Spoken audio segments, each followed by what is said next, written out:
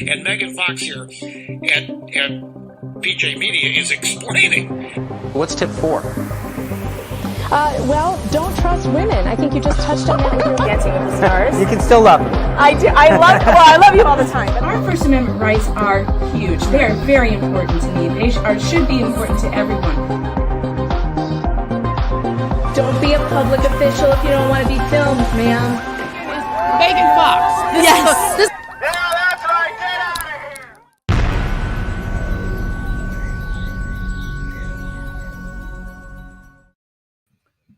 Well, welcome to the stream today, everybody. Hold on, I gotta take this thing off my face. There I am. Good morning.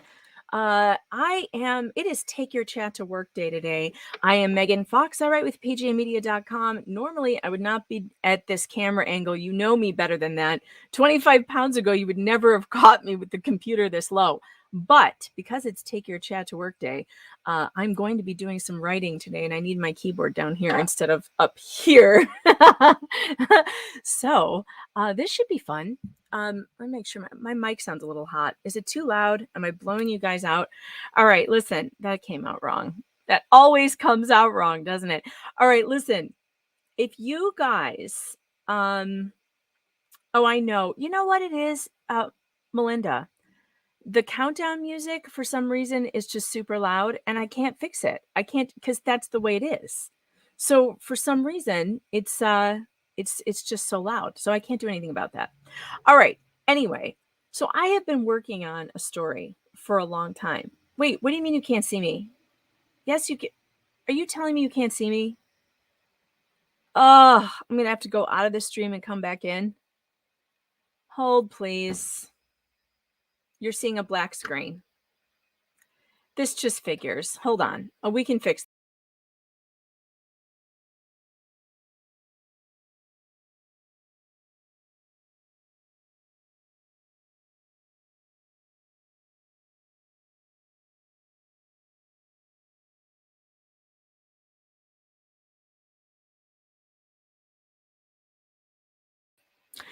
All right, how about now?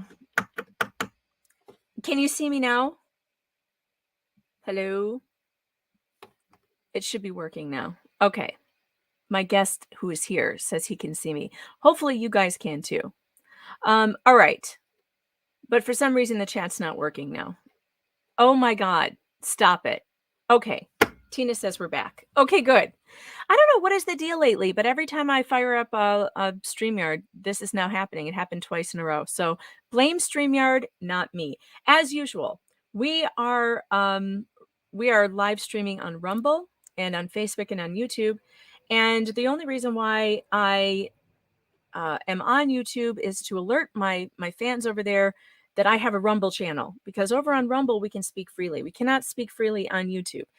So there will be parts of this broadcast that I'm going to have to kill the stream on YouTube so that we can speak freely on Rumble, because YouTube will just censor us. And what is the point of that? There just is no point if you can't speak. And I know some of you are having problems with Rumble, but you know what? They're working on it. The technology is getting better and better.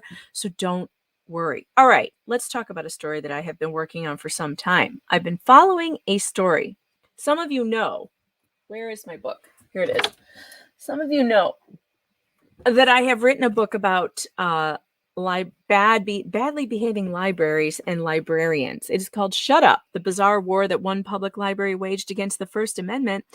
And this was about a 3-year war that I had with a library in Illinois, outside of the Chicago area, where the librarians were pushing, allowing men to watch porn and jerk off and stuff in front of kids. Like kids were in the library. It's like so gross. People always think that librarians are like fluffy bunnies. And when you criticize librarians, you know, everyone says, how dare you? How dare you criticize librarians? Because they only have your child's best interest in heart. They're for the freedom to read. Well, it turns out that the American Library Association, that I wrote all about in this book, has been pushing far left, pornographic, Marxist baloney on your kids for a very long time. And when you criticize them, they do something interesting. They sue you. And that happened to me in this book. You can read all about it. It was a 3-year affair. And it happened to Michael Lunsford. And Michael Lunsford is joining us on the program right now. He is from the Citizens for a Michael, it's the Citizens for a Better Louisiana. Is that correct? Do I have that? No, Citizens for a New Louisiana. We don't need to make, we're 50th place. If we're better, that's 49th. That's not good enough. For a New Louisiana. Sorry, I knew I was going to get that wrong. I don't have my notes in front of me. That's my problem. All right. So, Michael, yeah, I was following your story with Amanda Jones. Oh, boy. Amanda Jones. So Amanda Jones was a librarian. Why don't you tell us what happened? You tell us from the beginning how it happened so we can catch everybody up to what's going on now. All right. So basically, I showed up at the Livingston Parish Library Board of Control meeting, and that's what we call them in Louisiana, Board of Control. I don't know if that's common.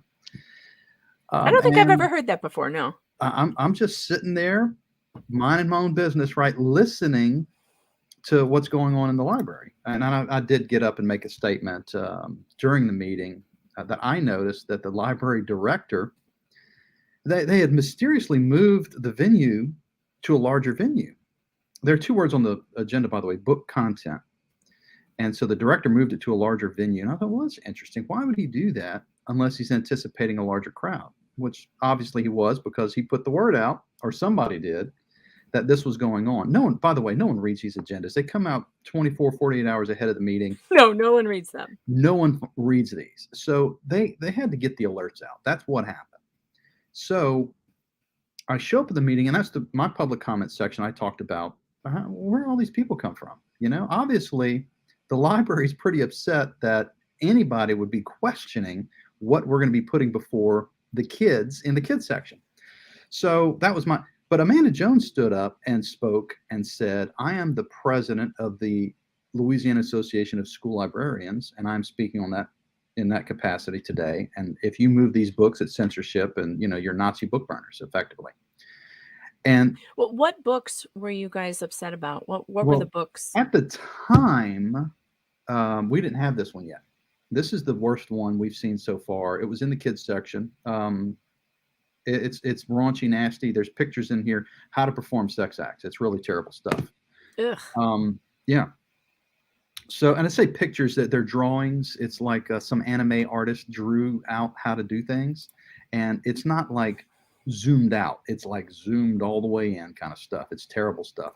The one that we had opposed, Have you seen this one? This is the one we've been yeah, that's talking. genderqueer. We've been finding this in the Lafayette Library. They don't have it in Livingston. It is in a few other libraries in Louisiana. Fortunately, we have not looked in all 64 yet, all 64 parish libraries, but we have not found it in the adult section in any library yet. So it shouldn't be there. It's nasty stuff. I get it, but we have to get through one thing at a time. The worst problem we have right now is stuff in the kids section. So we have been looking for that book. This one is just as bad. It really is. And this is not fiction narrative of like genderqueer is. This is actually instruction, how-to book on how to do this stuff. It's pretty nasty. There are a couple other books. One of the other books that was submitted, Erin Standifer is on the library board. She handed out papers of books that she had personally found in the library. One of them was Dating and Sex, a 21st Century Guide for the Teenage Boy, something like that. And it has literal descriptions on how to perform these things too. So it's pretty bad. In Lafayette, we have one called the V Word, which is written word pornography. It's a firsthand account of first-time intercourse, and it's raunchy too. It's terrible stuff. KL says it sounds like a grooming Bible. Yes, it does. It's all bad stuff. So anyway, when Amanda Jones stood up and said that, we started, okay, I'm going to bring attention to this, because what kind of influence would the president of the Louisiana School Librarians Association have over what your kids see in the library? Well, I asked that question on social media, and she sued me for defamation. I wish I could understand. In fact, the judge. I got sued for defamation too, for telling the truth about Bridget Bittman, who was the spokesperson for the library I was criticizing. And, look, when you tell the truth about these people, they think they can sue you because they don't see it the way we see it. And it's interesting. It's like they don't understand the difference between opinion and free speech. Also, they don't understand it. Well, they understand it. They just, so the narrative or the explanation I've been using with people say, why would she sue you? It's a chilling effect. She's not suing me to win. She's suing me to shut you up. Yes. And that's it, because all these parents are thinking, I don't want to get sued. I don't want to deal with this. I don't want to have to hire lawyers and deal with it. And look, one of the guys that was co-named in our suit is just a guy. He's a parent. He's got like a 3-year-old daughter. And he said, I want this smut in my daughter's section. We've got board books here that talk about this stuff, this stuff here. This is a children's, like for 2-year-olds, the pages are as thick as the cover. It's a board book, and this is the kind I don't want my kids exposed to this junk. Yeah. So she sued him too. He was named in the same suit as I was. Jeez. And so there's regular people getting sued. And look, she raised $100,000 on GoFundMe. And the only reason she did it was to sue conservatives. She literally said that in the thing, is to sue conservatives who think that they can remove these books from our kids section. Oh, and let's not forget, she got so much good press out of this. Yeah. So if you search Amanda Jones, in fact, let me show I want to show the chat. I want to show the chat what it looks like when you do this. So when did she file the lawsuit? Do you remember?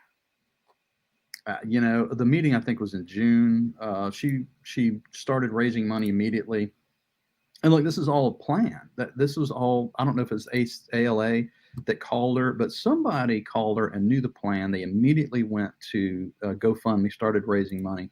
When she got to $10,000, a lawyer said, oh, you have money. I'll sue anybody you say for whatever you want. And that's what happened. Well, of course. And so in the time frame, she's not sleeping at night. This is terrible. It's wrecking her home life. She feels threatened. She's got all these people showing up, like the janitor picking up litter in the parking lot of her school. Is freaking her out. So she's got all these psychological issues as a result of this horrible experience that she created. And she's going and running to the cameras and running to all these media organizations. You got all these articles published about how terrible we are for putting her through this. And I'm thinking, wait a minute, you're calling the media people. We're not calling anybody. I posted like 3 things on Facebook about, hey, who is this person and why do they think your kid should have access to pornography without you knowing about it? And that's my crime, but she's out raising money off of it. And I think that ought to be illegal. I'm not a lawyer. I don't know. Maybe that's a bad idea, but I just don't think that someone should be allowed to raise money to sue somebody else for First Amendment issues. Well, especially if we're talking about a government agent, because technically, as a librarian, she's a government employee.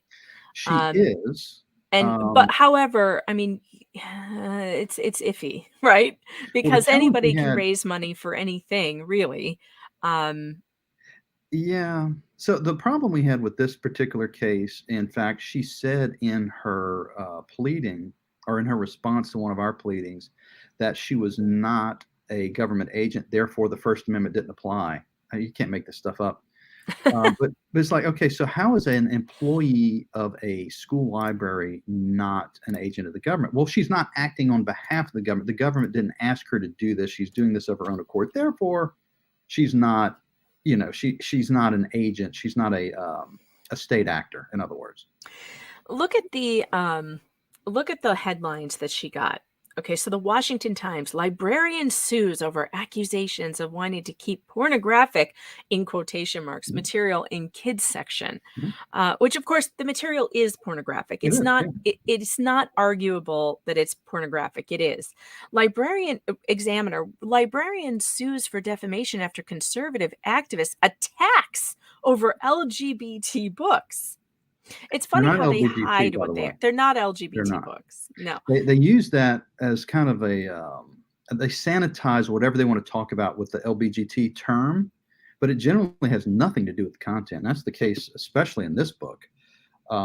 This has nothing to do with LBGT anything. In fact, Sarah Higdon, who probably doesn't agree with me on much politically, is in the organization Gays Against Groomers, and they put out a statement calling it pornography too. So I think 99% of the world agrees it's pornography, but the press won't go with that, you know? Hey guys watching on Rumble, don't forget to hit that Rumble Plus button and share the stream. I was dumb today and I didn't share it on all my in all the usual places. So get it out there for me if you can. I would appreciate it. I like this. Look at this headline. This was the one that really got me. This is the first one I read on NBC. That This was the was first one. Yeah. such a love Mhm. letter to this woman. In rare move, which by the way is Mhm. false. I was Right. sued. It is not a rare move. The ALA does this. They tell their librarians and libraries to sue people like us who Mhm. complain about them in order to chill free speech of others. Right. They made the mistake of picking on me because I had resources and lawyers. That was dumb. But when they pick on people who don't have resources, it does chill free speech and it does scare people. But look at this article. See if I can share this with the chat here. Okay, here it is. Look at this nice photo. They took professional photos of her. They're making her look like, she's just this poor put upon librarian. A Louisiana middle school librarian, Amanda Jones, said she's had enough of extreme rhetoric deployed against educators over LGBTQ materials. Now, if you read through this, it's just so one-sided. A Louisiana school librarian is suing 2 men for defamation after they accused her of advocating to keep pornographic materials in the parish library kids section. Of course, she did that. Mhm. She did that. And she stood Mhm. up at the meeting and said what? Yeah. What did she say? She said if you move this sexual material out of the children's section, it's censorship. Mm-hmm.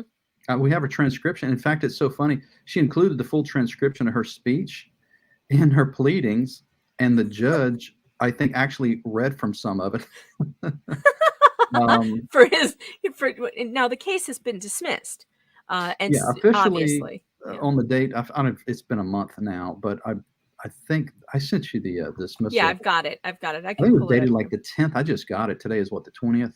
So it takes, the wheels of justice turn slowly when delivering documents, but we did eventually get it today.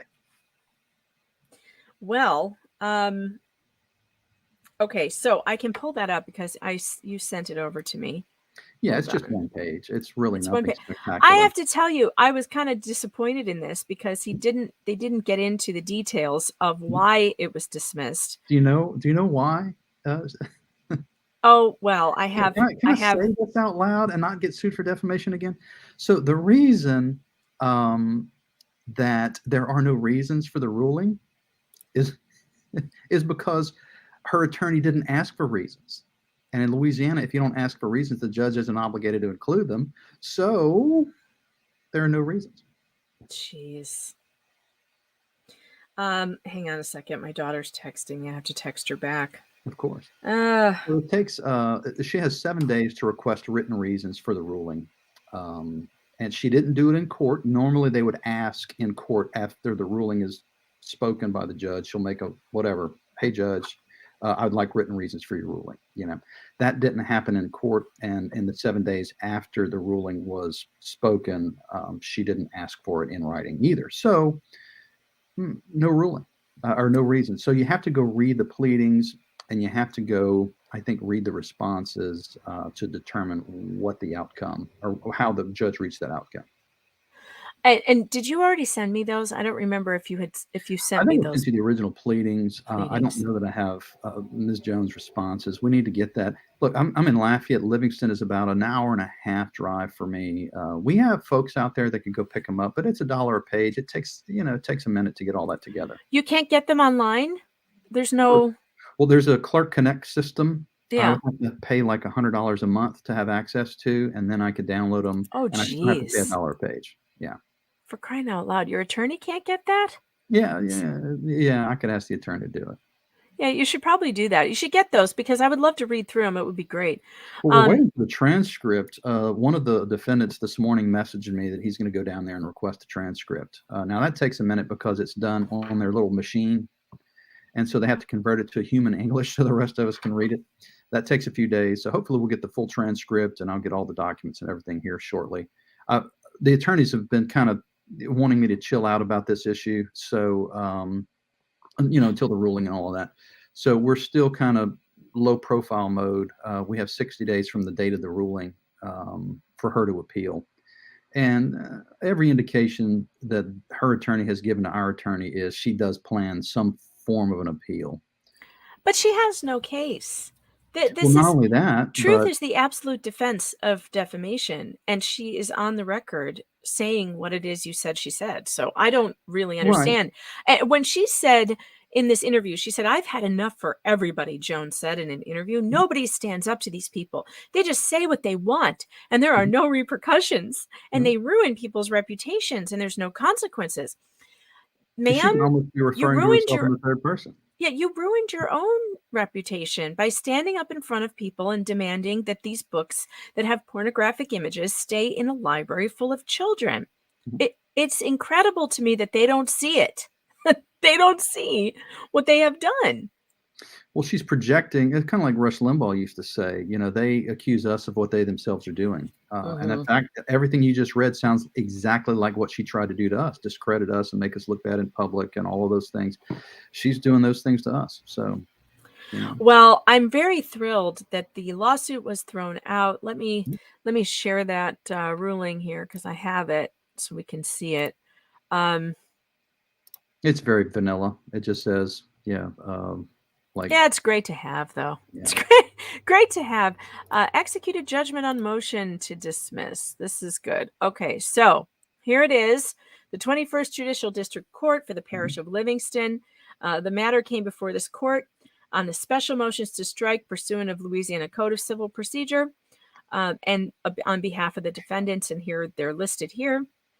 And it is hereby ordered and adjudged and decreed that the special motions to strike filed by defendant is further ordered, adjudged, and decreed that the hearing and an award of reasonable attorney's fees. So she has to pay your attorney's fees?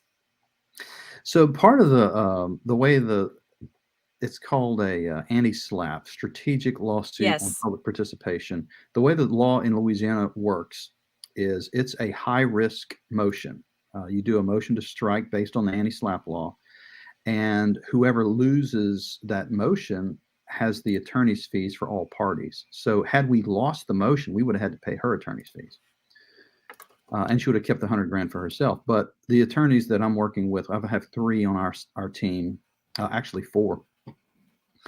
And they all said this is exactly why this lawsuit was written. In fact, I'm acquaintances, friends with the Louisiana Press Association attorney, Scott Sternberg.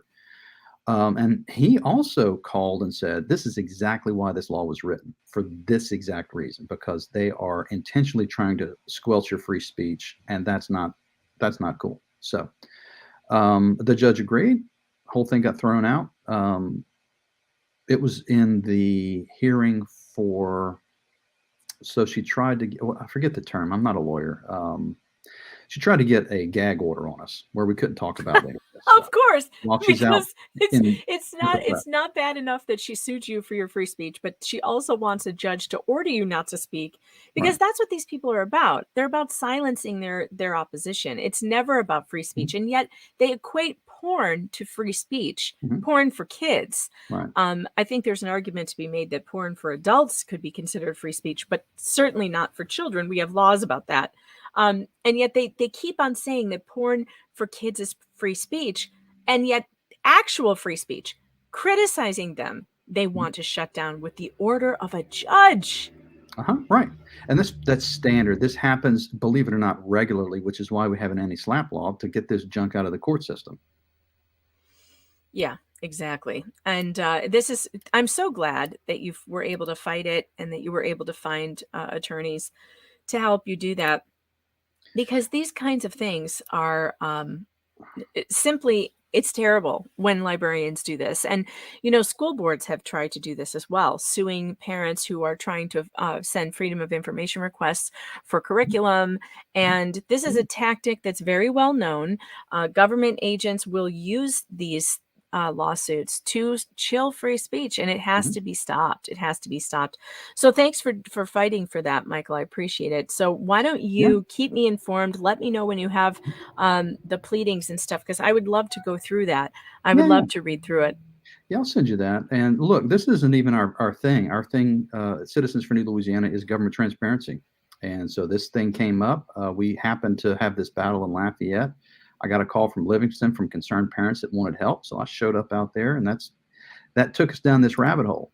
But, we're pretty effective. We get things done, and the left knows it. So they come after us. I'm pretty used to it by now. And I'm sure you are as well. Yes. Well, thanks for being here, Michael. I appreciate it. You guys can go check out Michael's website. What is that website address? I'll drop it in the chat for everybody. Yeah, it's newlouisiana.org. We're also on Facebook, Citizens for New Louisiana. We put some of the smaller, type, succinct messages out there. Our longer messages or our longer research pieces go on the website because you can't fit it on Facebook. Fortunately, Facebook doesn't generally fact check local, which is what we do. We don't dabble a whole lot in national politics, so we don't get a lot of those, false, misleading, blah, blah, blah, because they would have to hire an army right here in Louisiana to determine if the police jury in whatever parish, if this information is correct. It's just too big of a burden for them. So we're generally left alone. We also source all of our materials. So if you ever doubt anything that we say in an article, there's usually a little link. You just click on it. It takes you to the original material. So everything's pre-fact checked for you. Well, wonderful. Thanks for being here, Michael. I appreciate it. Let's keep in touch. Thanks for having me on. It's been great. You're welcome. All right. Bye-bye. All right, everybody. Let's get to, we have some more stuff to talk about. Okay. You remember yesterday we were in the CDC ACIP meeting, and we were watching them vote, although we didn't get to the vote. But yes, they voted to add the COVID-19 vaccine to the what's called the VFC. Now, I did some digging yesterday, and I spoke to a nurse expert of mine. She's Stacy Lennox. She works at PJ Media. She is our resident expert on medical stuff. She's been a practicing RN for a very long time, and she knows how these things work. She wrote a terrific article yesterday. I'm going to drop it in the chat, where she explains that the VFC is the exact same thing as the childhood schedule. What they are voting today to put the COVID-19 shot on the schedule for kids. That's happening today. And the reason why, let me see if I can explain this properly. So the VFC is the program. That's the one that's all the vaccines that are recommended for kids. And they can't get into the program without being recommended by the panel of the CDC experts or whatever. Once they recommend a shot on the VFC program, it is automatically then moved over to the schedule. And all the schedule is putting it in a certain date and time. Do you understand? So like how many for kids and how far spaced out. Okay, so they have definitely done it. Do not let them tell you that they haven't done it. They have. And they're voting on it. They're actually going to put the vote through today for the schedule. So they're deciding when. Oh, Shawnette, I see you there. Shawnette, Laura wants to email you. So email me. You've got my email address, right? Here, I'll drop it in here for you. Laura wants to get in contact with you. So here, I'm going to give you my email address. You email me and I'll connect you guys. Okay. Because I know you don't want to drop your personal email in the chat. There you go. So anyway, they are adding it. They have added it to the childhood schedule. They have tried to be sneaky about it and tell people that they did not do that. And they did, but they did. That's exactly what they did. So if you're wondering what was the confusion about, Tuesday, the book is not in the merch shop. It is on Amazon.com. You can find it there. I will link it for you in the chat. If you guys are looking for any of my books, I have written 2 books, Shut Up, The Bizarre War, the one public library waged against the First Amendment. And where's the other one? Oh, yeah. And Believe Evidence, The Death of Due Process, from Salome to #MeToo. This one is not as thick. Won't take you as long to get through. You can find those on Amazon. Let's see. Find it.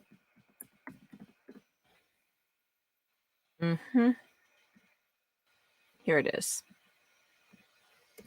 And then if you go to this link, you can then click on my author name and it'll bring you to all the books. So I'll stick that in the chat for you guys, both on YouTube and on Rumble.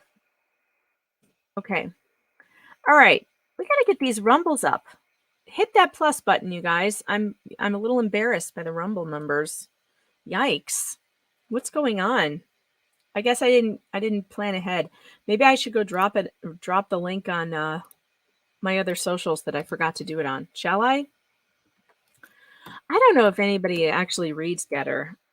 You know, do they? Is anybody really there? I feel like I have very little interaction on Getter, but whatever. All right. All right, so coming up at 3 o'clock, if I'm still here at 3. If I'm not here, I'm just going to pre-record it and we'll play it later. But at 3 o'clock, I'm going to be talking to someone in Michigan who is heading up the Vote No effort. So we finally have somebody that's going to talk to us about that. But I'm still going to make a couple phone calls because I haven't heard from legislators that I was told are very interested in this. So remember Proposition 3, we talked about this before. There's a new website I want to bring your attention to that has been made. It is called noprop3.com.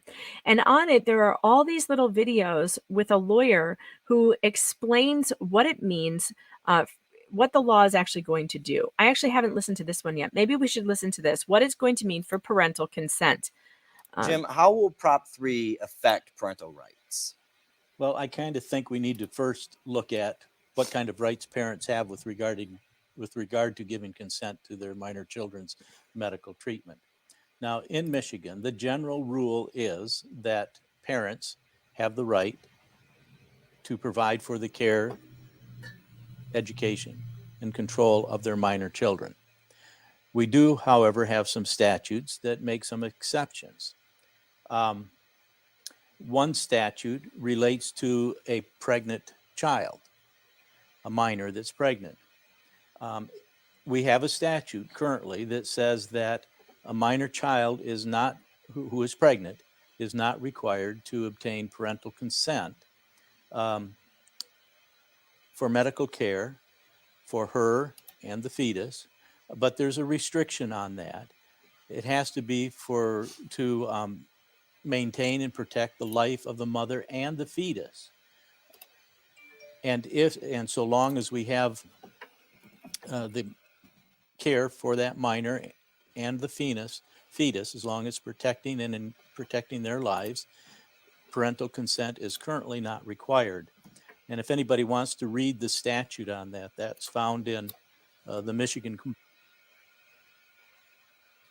What is happening? Compiled Laws Okay. 333.9132. It's also my understanding that currently, because of court decisions, a minor does not have to obtain parental consent in order to obtain contraceptives.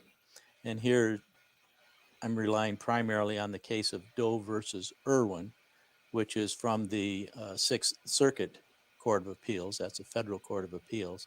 And it's found in the Federal Reporters at volume 615, page 1162. So what I would say at this point is that currently a minor does not need parental consent in order to obtain contraceptives. A minor who is pregnant does not need parental consent to obtain a prenatal care or care during the pregnancy or even postnatal care, so long as the health of the mother and the fetus are being protected during that during the medical care that she's being provided. Now that, of course, would not include an abortion because an abortion does not protect the life of the fetus. We have a separate rule for parental consent with regard to an abortion. With regard to abortions, minors are required to have parental consent. Actually, what it is the healthcare provider, before they can do an abortion, have to have the consent of both the minor and a parent. Or in the alternative, in the alternative of having the parent's consent, you can get a probate court to waive the requirement of parental consent. So abortions are treated differently. Now, the rule requiring parental consent for a minor's abortion, if anybody wants to look it up, can be found in Michigan Compiled Laws 722. All right. Is it me or is this guy putting you to sleep? He's putting me to sleep. Let me break it down for you. The new Prop 3 is a constitutional amendment. That constitutional amendment is going to take away whatever rules are on the books right now, whatever laws are on the books right now. And it's going to give total freedom to anyone at any age to get any abortion, sterilization, trans identifying hormones, all of that stuff without parental consent or knowledge. That's the thing that is so damn scary about Prop 3 is that it included, I mean, there are a lot of states that already had minors able to consent to an abortion without parental consent, which I think is crazy. But that was already happening. This widens it so broadly that it's outrageous. So I'm going to be trying to call some Michigan Republicans today, see if I can get them to get back to me. So one of and I'm sorry, I don't mean to like disparage that poor guy. Lawyers generally are boring. Like that's their job, is to be boring. Their job is to bore you to death in court. The law is not generally entertaining. Okay. So it's not his fault. I think they teach you that in law school, how to be boring. I think they do. But if you have time to go through that website, it's at noprop3.com. And that's KNOW prop3.com. And you can go through that. And, if you're having trouble sleeping, you might want to turn that on. All right. That's so mean. I'm sorry. What's his name? I'm sorry, James. Sorry, James. It's a little boring. Okay, hold on. I am investigating a news story and I want to show it to you guys because it is Take Your Chat to Work Day. And I want to go through something with you and show you why I have questions about this particular story that popped up in the news yesterday. Shoot. Is this going to freeze my screen? All right.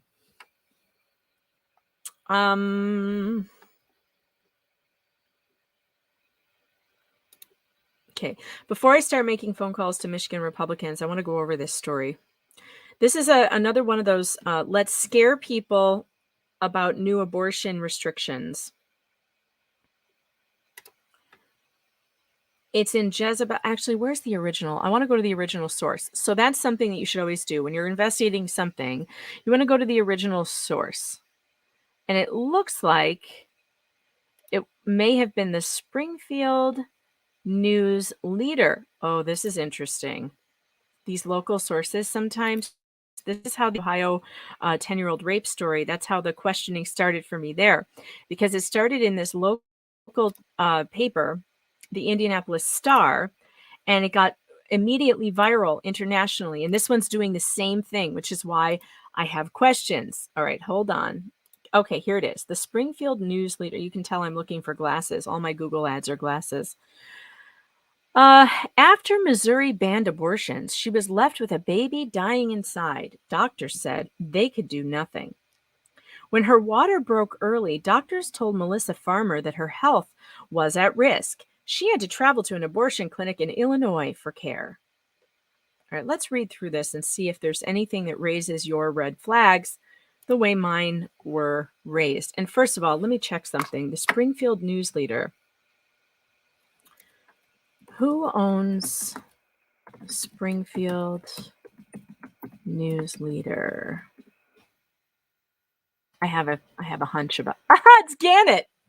Oh my God. It's Gannett Corp, the exact same company that owns the Indy Star that did the last scare story that turned out not to be true. Remember, it turned out that, yes, there was a 10-year-old rape victim, but they left out a very big part of that story, which was that she was raped by an illegal alien twice. And nobody was looking for the rapist. Nobody was reporting on it. It was all about pushing an abortion agenda. Do you remember this? Well, they're at it again. At 6:30 a.m. on August 2nd, nearly 18 weeks into her pregnancy, Melissa Farmer experienced what doctors call a preterm premature rupture of membranes. Now, geez, people, doesn't that sound like a medical emergency? Wouldn't it be like, her water broke before labor, followed by vaginal bleeding, abdominal pressure, and cramping. Oh my God. Yeah, that's an emergency. She went to Freeman Hospital in Joplin, where she had just been the day before. Everything had been normal then. She and her boyfriend, Matthew McNeil, had already picked out a name for their daughter, Maeve. But the doctors had devastating news for them on August 2nd. If Maeve was delivered right then, chances of survival at 17 weeks and 5 days were 0, according to the assessment and plan section of Farmer's medical records outlining the visit. And the outcome wasn't much better if they tried to hold off for delivery. The doctors recommended terminating the pregnancy. But 39 days after the state of Missouri banned abortions, that wasn't an option, at least not in Missouri. What? That can't be. I mean, seriously, you guys, it cannot be. Who here thinks that there's something wrong with this story? Who here thinks that there's something wrong with it? I will wait. I'm waiting for your chats. Have you got any red flags yet?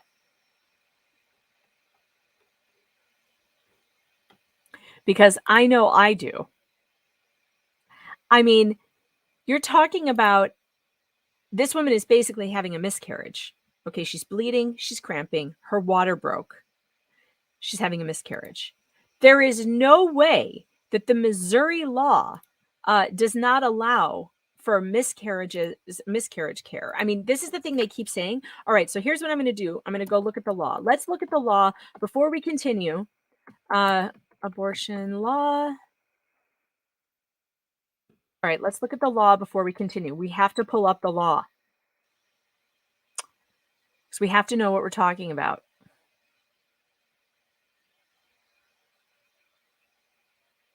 No, you can't. You got to go to the bill page. You cannot go to any writing about the law. You have to go look at the actual language of the law.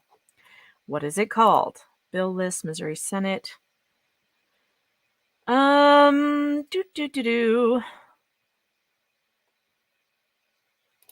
looking. Hold on. We got to find the bill. No, that's a law about abortion drugs. Why is it so hard to find the laws in these places? I swear. Abortion restriction law.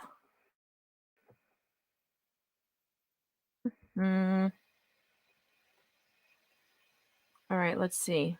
Okay. It will be permitted in cases of medical emergency. There it is. RSMO section 188.017. Let's pull it up, shall we? Boy, my computer's moving slow. I got to close some windows. It got to close some windows. Hold on. Dang. I'm going to stop sharing the page. Maybe that will help. All right, let's go back. Oh my gosh, my computer is moving slow. Okay, while I'm waiting for my computer to work.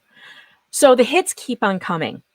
You guys know that I had all the auto parts problems and the leak through the ceiling. Well, this morning, guess what? Guess what else? My coffee maker broke. Oh yeah. I have no coffee maker. I had to get the French press out. Thank God I have one. I have a backup, some way to make coffee. But I really, don't hate me for saying this, but I really like Keurig. I know that there are a lot of coffee snobs who are going to be like, that's gross. But I think Keurig is good. And it's fast. And it makes a nice cup of hot coffee. And I don't waste any coffee because I'm not making a giant pot. I just make it by the cup. And I like that. But now my coffee maker's broken. So rants for grounds. Okay. Hashtag rants for grounds, people. Rants for grounds. All right. We are going to the statute in Missouri. There it is. All right. We're going to share this with you. So let's read the law. Let's read the law. That's what you have to do. You have to go to the law because they will lie to you. So this is the research that I'm doing. I'm going to write about this today. And this is the kind of research that I do when I'm researching an article. So since it's Bring Your Chat to Work Day, this is what I do all day. All right. When I'm not here with you. Effective June 24th, 2022. Right to life of the unborn child, limitation on abortions when affirmative defense, contingent effective date.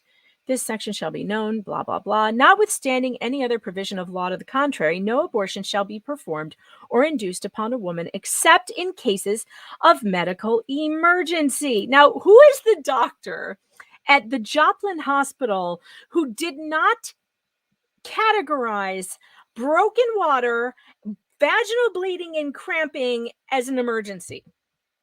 Who's the doctor that did that? Do you see what I'm saying? Do you guys see? Hold on, I can't see the chat. Now I got to go back to the chat. Do you understand what I am saying to you? This is the same thing as what happened in Ohio. The law said that there were exceptions, medical emergencies. How is a 10-year-old being pregnant not a medical emergency? Yeah, my chat's behind too. I don't know why. Let me refresh the page. Let me refresh because let's see. Try refreshing your screen. Maybe that'll speed it up. How on earth do you not categorize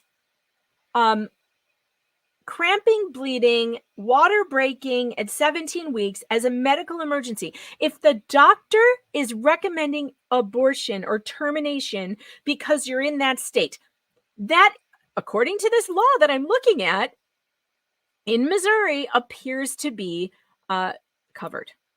it appears to be covered.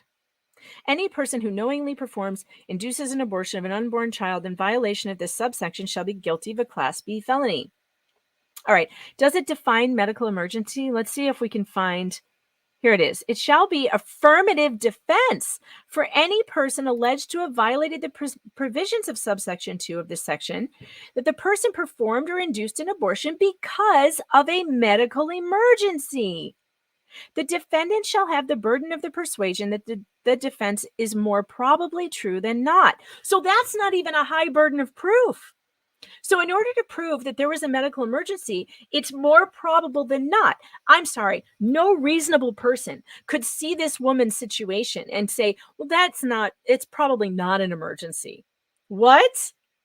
When your water breaks at 17 weeks and you're bleeding and cramping and they tell you that your baby cannot survive, that's an emergency. And you obviously you cannot leave a baby inside to die. No, that's crazy. That's torture, right? To just die slowly. No reasonable person would do this unless this is one of those things to scare people about abortion laws. Okay. But it gets worse. Let's just keep reading through this to make sure that I didn't miss anything. It doesn't appear to define a medical emergency, which I think is good because that allows the doctor to make that decision, which is how it should be, right? A doctor should make the decision on what determines a medical emergency. This is on the doctor who did not declare this a medical emergency. Let's go back to the article. And I'm so pissed right now. Just watching that, like reading this, again, Gannett Company, same exact company that did this with the Indy Star and the abortion story with the 10-year-old. This is insane. All right, hold on. Let me get back to the article. Should I do another tweet thread like I did with the 10-year-old? Should I get myself in trouble? All right, let's see. Here it is. Let's go back to the article. The doctors recommended terminating the pregnancy. So there it is right there. The doctors should have declared it an emergency. So saying it wasn't an option is crazy. A year ago, the hospital could have offered a chance for the couple to say goodbye and hold their daughter, even though they knew she wouldn't survive outside the womb. That's so sad. Instead, Farmer and McNeil were left to make a series of trips across 3 states and countless phone calls. The couple wanted to be able to grieve the loss of their daughter, not sit at home or in a hospital with a baby dying inside me, Farmer said. And of course, that is all reasonable. I know it sounds horrible, but we just wanted to finish the process. I would feel the same way. In the end, Farmer didn't just lose Maeve, she lost her friends and her trust that Missouri would allow medical professionals to do their jobs. But who are the doctors that told her they couldn't do it? It was hard. You could tell that the doctors were trying to tell us what we needed to do, but at the same time trying to protect themselves. We're not angry with them. Are the doctors doing this to get headlines? Are they? If her vitals plummeted or infection set in or the fetus's cardiac activity stopped, the doctors could intervene, but not before then. What? But look, I just read to you the law. And it does not define emergency. Hold on. Let me check something else. What's the name of that law?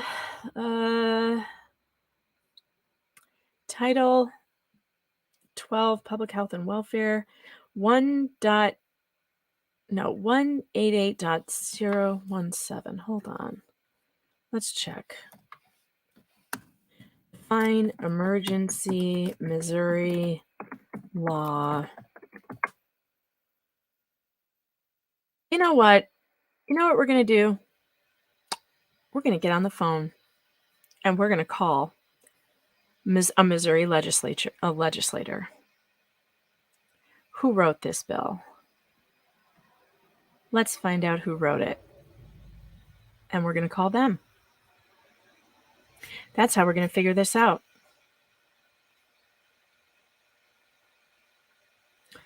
Here, I found the bill in the Senate. And again, the word emergency is only in here twice and it's not defined. So to me, that would mean that it's up to the doctor to define it. All right, who sponsored this bill? Senate Bill number 391. Let's find out. Senate Bill 391, Missouri, author. Who did this?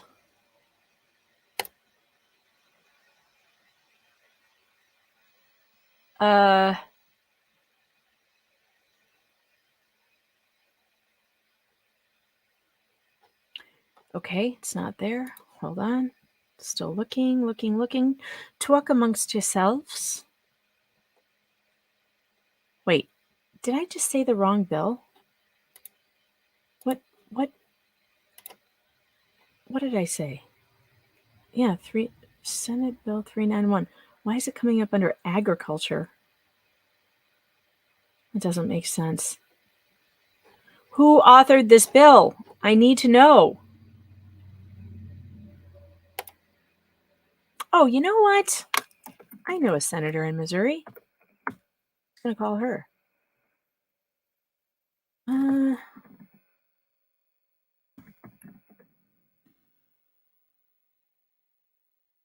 All right. Oh, this is even better. Check this out. In the article, hold on, let's go back there. In the article, let's go back to the article. Hold on a second, because there is a senator mentioned, or a lawmaker that they try to set up.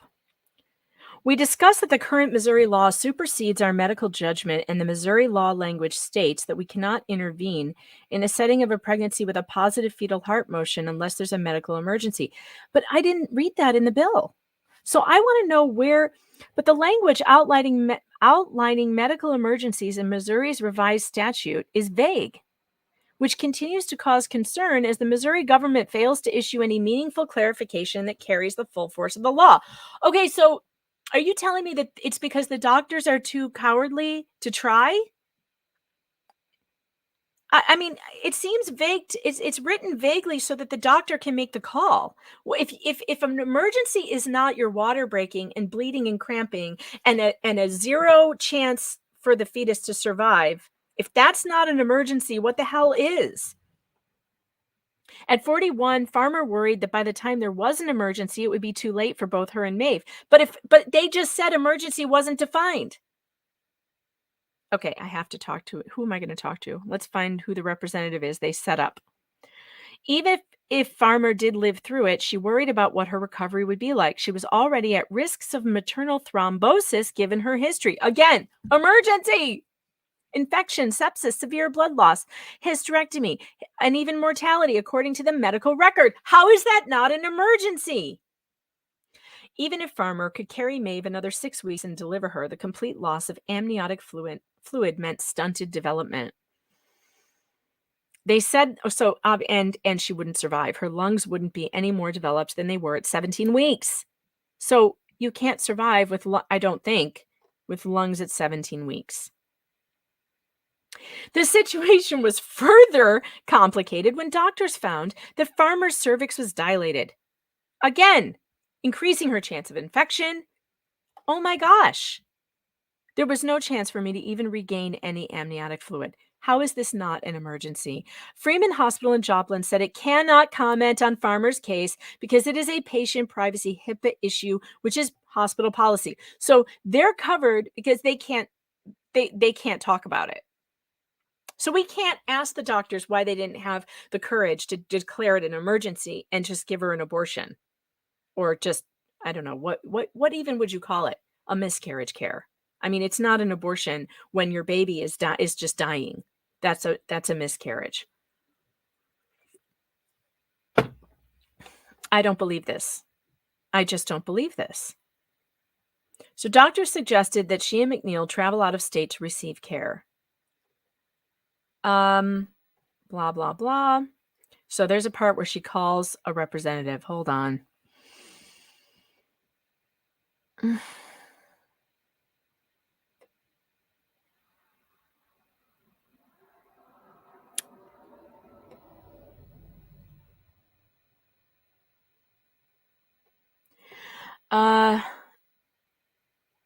Rather than stay at the hospital to wait for infection to set in, Farmer went home to wait, monitoring her temperature and her pain. On August 4th, she called her state senator, Bill White, to explain her situation to an aide.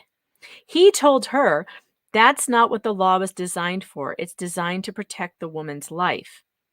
It's not protecting me. We have to wait for the heartbeat to stop. Okay, now wait a minute. She talked to an aide in Bill White's office, not Bill White. There's no chance for a baby. She's not going to make it. It's putting my life in danger. We have to wait for more complications. She explained, I could lose my uterus, blah, blah, blah. The aide told her he would reach out to Attorney General Eric Schmidt and also connected her with Choices Medical Services, which is basically an anti-abortion clinic in Joplin, Farmer said. She never heard back about what Schmidt said. All right, we have to call Bill White's office. Let's do that. Let's do that. Bill White's Missouri Senate. Let's get his contact number and let's call him, shall we? Because I don't believe this. There's nothing about this I believe. All right.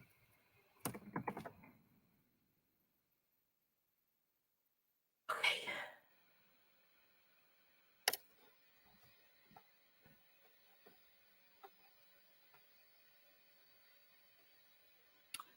All right, here we go.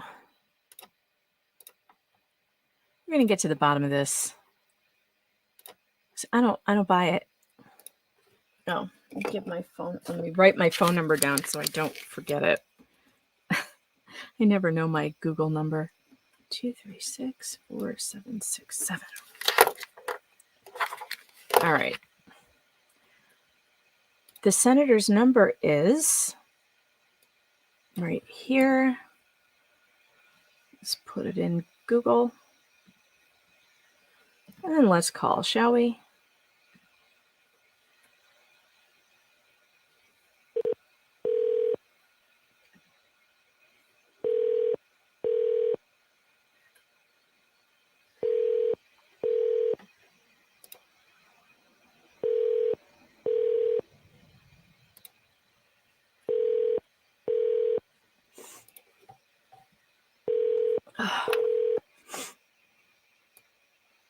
I'm going to send the senator an email too, in case this doesn't go through.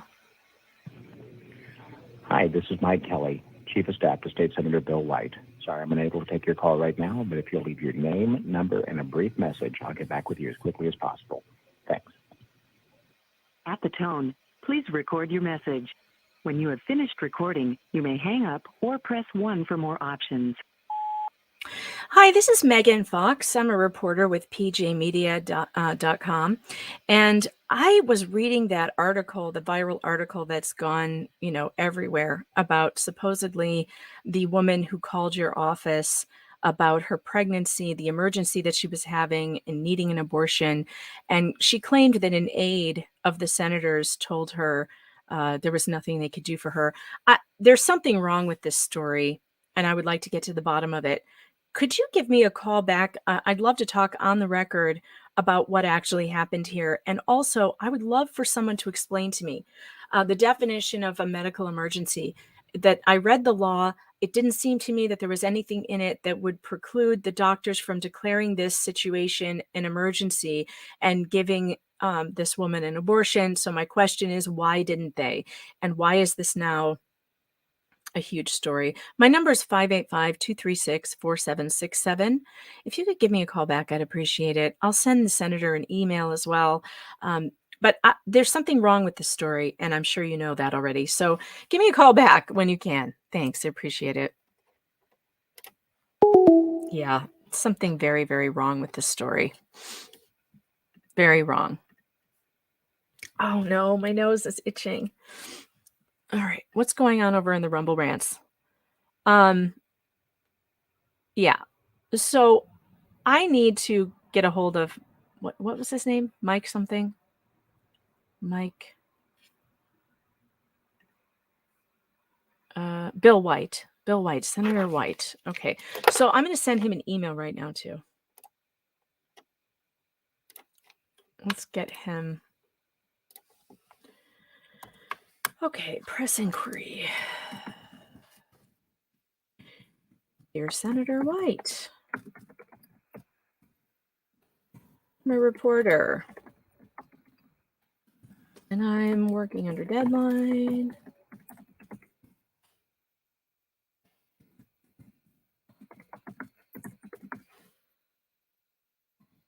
I read the viral story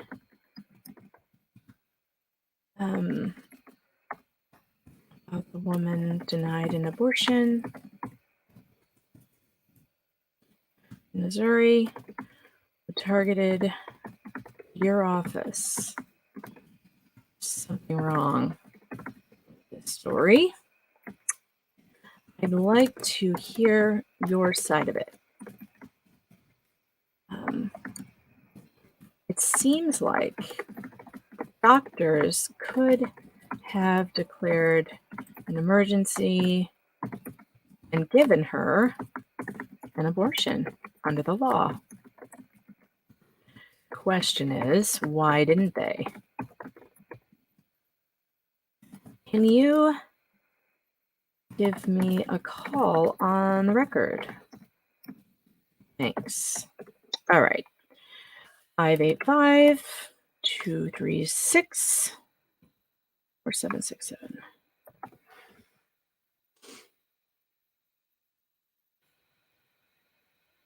All right.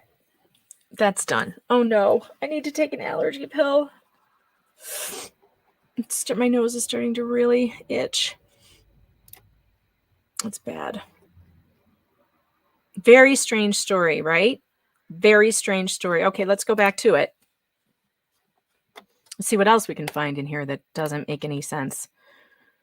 I can't believe this is the same company, Gannett. Same as Indy Star, man. It's like, this is what they do. They find these manipulated situations and they do this. All right, here's another question I have. So listen to this. Farmer returned to the Freeman Hospital on August 3rd, staying overnight for observation and looking up stories about water breaking early after a nurse mentioned that antibiotics might allow Farmer to carry to term without infection. But reality came crashing down when more doctors came to advise them. A NICU doctor came in, and this is what really kind of set us, Farmer said. He went over the whole baby being deformed because their bones are so soft. She would have permanent disabilities the rest of her life, even if she made it.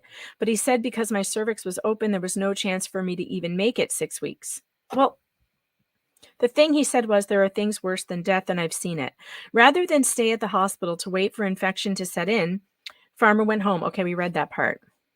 So now they're saying the baby's going to be deformed if you make it, but you can't make it 6 weeks. So why even put that in there? I'm freezing. Hold on. I need to get my sweater. I need a sweater. Why even put that in there? Like, why even put okay, now I'm tangled. What is happening? I'm caught. I'm stuck. You know those stupid hanger things? I got stuck in the hanger thing. Okay. Why even put that in here? Why put the thing about being deformed in here if she also wasn't going to make it? Let me look something else up. Let's look up healthy baby born after water broke early.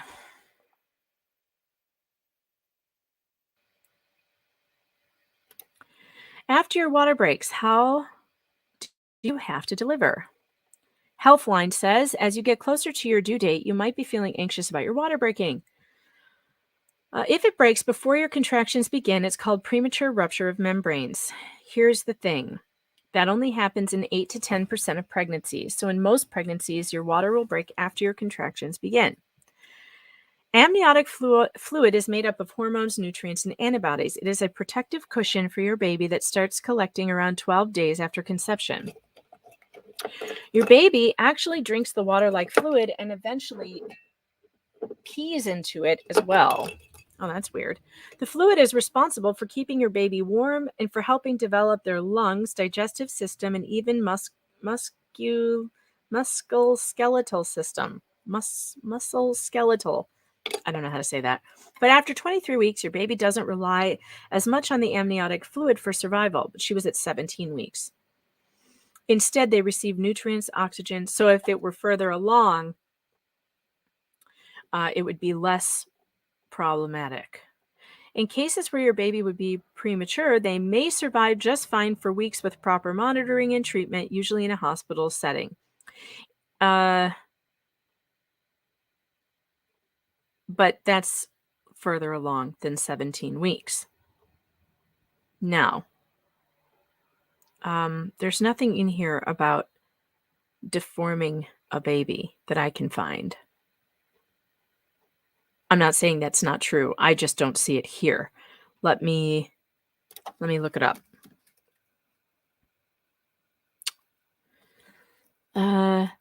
Loss of amniotic fluid cause deformity. May compromise normal symmetrical development of the limb bones via growth constraints and cause deformations or induce the development of severe malformations. Okay, well, interesting. You learn stuff every day. All right, let's go back to the article. But I mean, again, it's like the worst case scenario here. They're like telling this woman, see, I don't understand why they would tell her this. Like, if you wait and the baby keeps developing, then it will be severely deformed. But your cervix is dilated, so you can't do that anyway because you won't make it 6 weeks. What? I mean, way to scare somebody. Why not just tell her you're having a miscarriage? This is a miscarriage. That's what this is.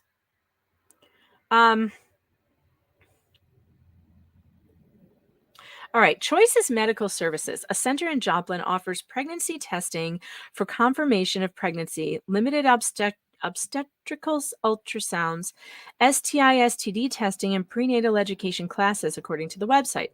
It does not offer or refer people to abortion services. Let's call them. Misha Long. We need to talk to Misha Long. We are often contacted by individuals who request an appointment, but their specific needs are out of the scope of our services, said Misha Long, Director of Nursing for Choices Medical Services. For these individuals, we clarify our services and offer a referral to a local doctor for prenatal care. Farmer's situation turned out to be one such case. Despite the clinic's compassion, they were unable to give any answers to help my medical situation. In my case, it was unhelpful and slowed my progress for actual care. Well, that's if you believe that Bill White's office actually referred her to Choices Medical Services, an unnamed aide. Okay, so let's. I need a notebook. I need to get serious. All right, red flags. I got to make a list. Red flags. 1, how is it not an emergency? What she was going through. 2, unnamed aide in Bill White's office. Bill White is probably being targeted too in an election. How much you want to bet? Let's see who's running against Bill White. How much you want to bet? How much you want to bet? It's like a hotly contested election right now. Oh my God, you guys. You got to think like these people. You got to think like these people because this is what they do. This is what they do. 17 weeks is not technically in the first trimester. I think it's just outside. I think it's either 15 weeks starts the second trimester. Sage, you're saying, to be clear, it's not an abortion if a doctor removes a baby that has passed away from a miscarriage. It just isn't. Right. The baby had not yet passed away. They were saying it was going to, but it had not yet passed away. What was I just going to do? Oh, looking up Bill White's election. Yes. Bill White's Missouri election. Let's see. What's happening in that race? Is he up for election? When was this? Well, he lost. Wait a minute. He's not in office anymore?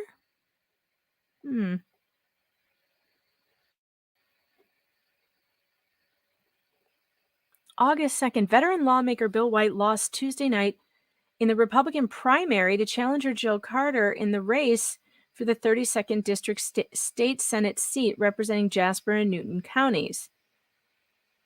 Well, wait a minute. Is he still serving? Because he's still listed as a senator. So does she take over? Wait, that doesn't make sense. White, a former four-term state representative from Joplin, was running for his second and final term in the Senate. Carter does not face opposition in the November general election. She's a homemaker. So he got primaried. But is he still serving right now? When does she start? Huh. Now this is a mystery. Why go after a guy who's been primaried?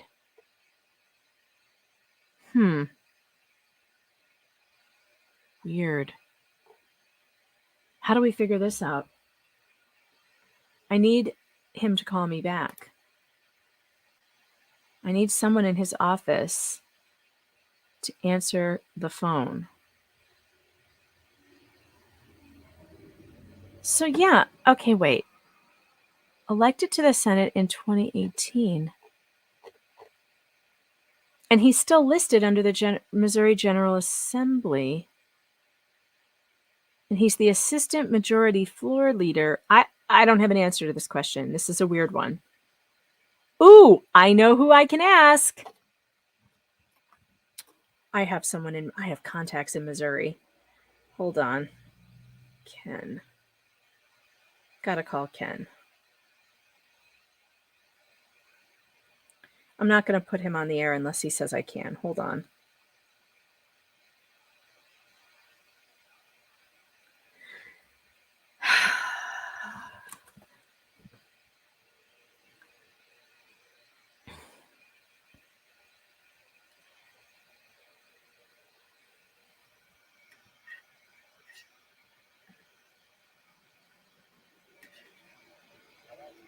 Kenneth? Hey, it's me. How are you? I'm good. Listen, I'm sleuthing right now. I'm trying to figure something out. Tell me what you know about Senator Bill White. Do you know anything about him?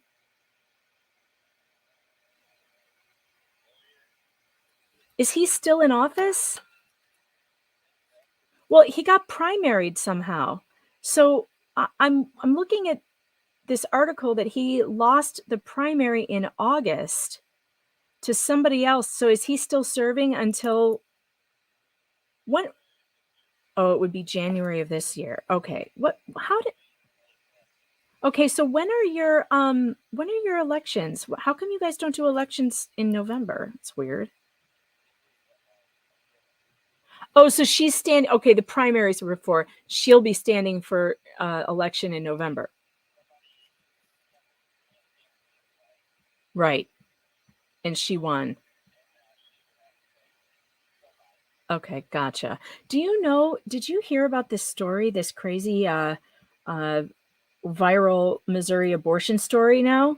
That's like exactly like the Ohio rape story of the 10-year-old, except now it's a grown woman who was having a medical emergency.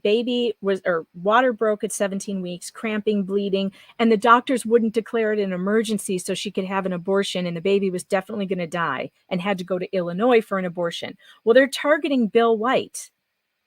They're they're saying Bill White's aide, one of his aides, told her that when she called to say, hey, what's going on? Why can't I get an abortion? They're just making up some weird stuff about what they said. Like, oh, well, the bill wasn't meant to protect you. It was meant to protect babies or something. It doesn't make any sense. Something's wrong with the story, but why would Bill White be targeted like this if he's a lame duck, is my question.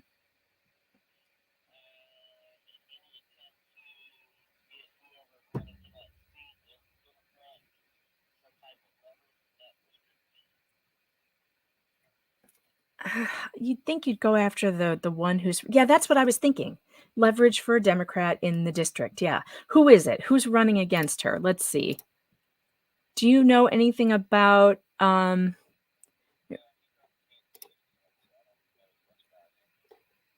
well, so his primary, Jill Carter is the one who won the primary. Who's Jill running against? Let's see. Jill.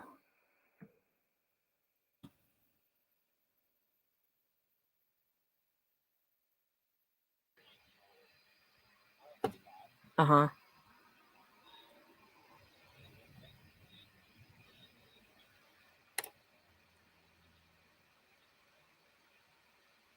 Weird. Wait a minute.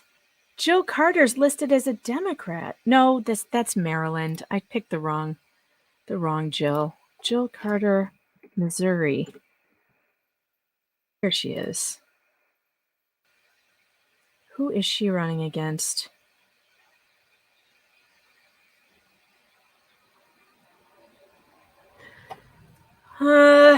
Yeah, I don't know. Yeah, I forgot. You guys have. Yeah.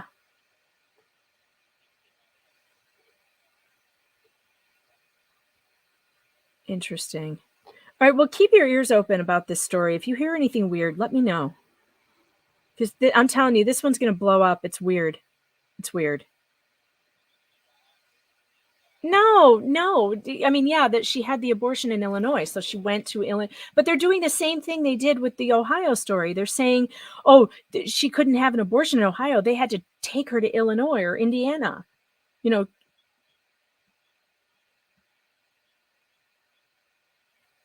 but she should have been in this situation because it says unless of a medical emergency. I can't think of a bigger medical emergency than water breaking at 17 weeks, cramping and bleeding, and the baby's going to die.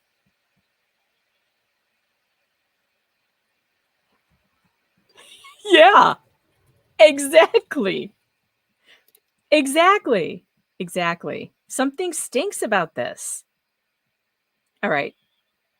I'm going to try. All right. Take care. I will. Bye. All right, cool. All right. Yeah, Ellie. Oh my God, Ellie. I just realized I didn't answer your questions yet. I'm going to get to that. I'm writing myself a note right now. Ellie's questions. She started going into labor, by the way, before she even got the abortion. That's in the story too. So before she could even get to the clinic, she started going into labor, which that's a miscarriage. You can't deliver at 17 weeks. So yeah. All right. So we now have Jill Carter. We need to look up what is going on in Jill Carter's race. Jill Carter for Senate, Missouri. Who is she running against? JillForSenate.com. Well, she's pro-life, so that's one reason to target her or target her district. And they'll make a big campaign issue out of this for sure. Who is the opponent, though, is the question.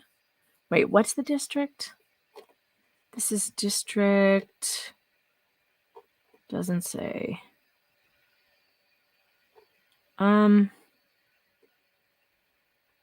Why don't they name their opponent? It just says our opponent. I need to know your opponent, Jill.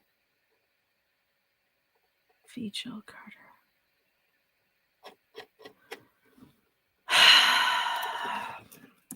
Who is running against Jill Carter, Missouri? If any of you in the chat can find this quicker than me, I appear to be hitting a wall here about who's running against her.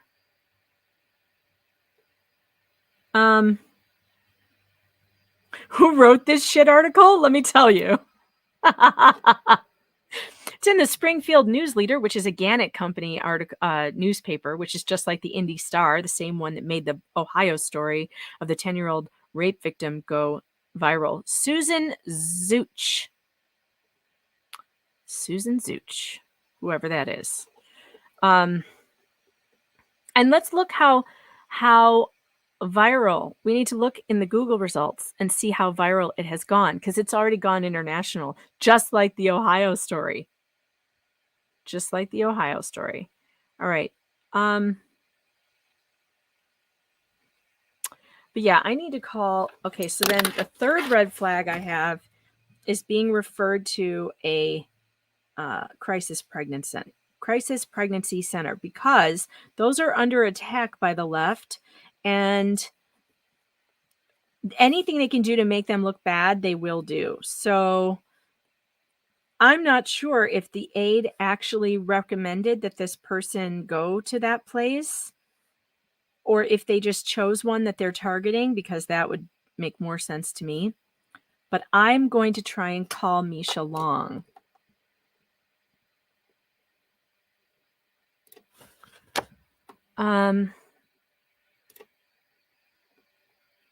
This is called Choices Medical Service.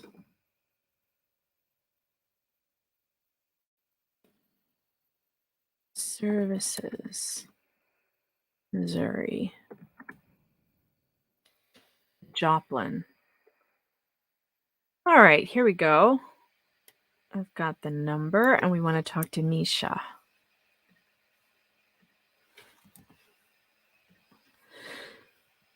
All right, let's go. Here we go. It's ringing. Hold on. I know you can't hear it. I want to ask her if it's okay first. I don't want to put her on the spot.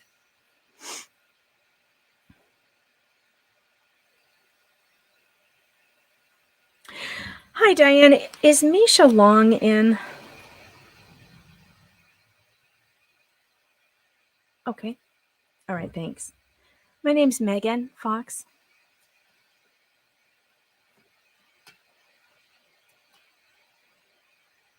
Sure. It's 585-236-4767.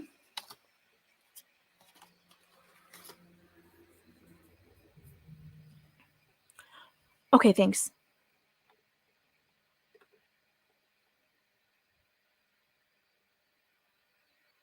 I'm on hold.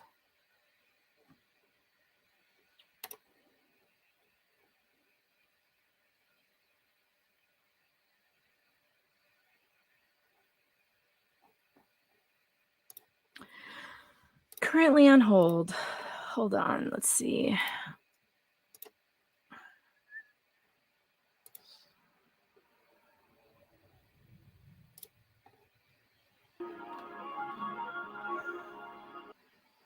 This is Misha, one of the nurses. How can I help you today?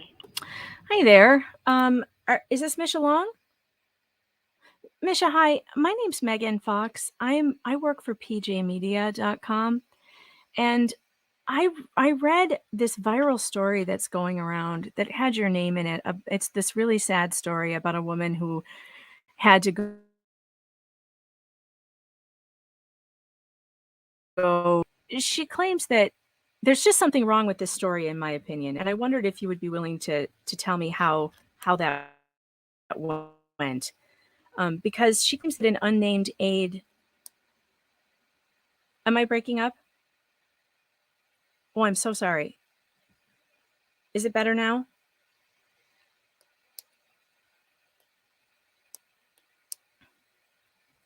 I'm sorry. The story that I'm referring to is the one that's going around in the news right now that had your name in it, about a woman who needed an abortion. And it was in the Springfield News Leader. And she claimed that she was sent to you from Bill White's office, the senator's office, an unnamed aide, there just seems to be something wrong with this story. And I know, you guys are a crisis pregnancy center, right? Yeah. It seemed to me like this might be a case um, where this is a setup, where she called you to get, I don't know. I don't know. It just seemed weird to me that her dog, that she would be referred to call you guys when she's having a medical emergency that should have been taken care of in the hospital. Um, and the Springfield newsletter wrote this as if she was misled somehow by calling Choices Medical Services. And I wondered if you remembered this call and how that went and what you told her.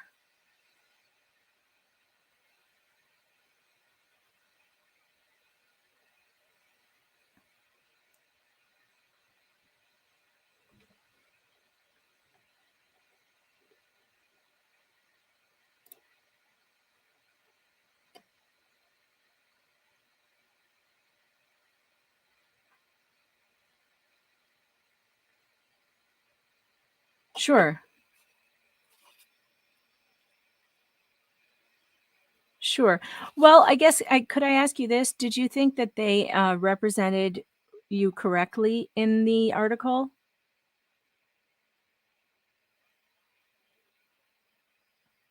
Sure. Okay. Sure. Sure. It's Megan Fox. My number's 585 236 4767.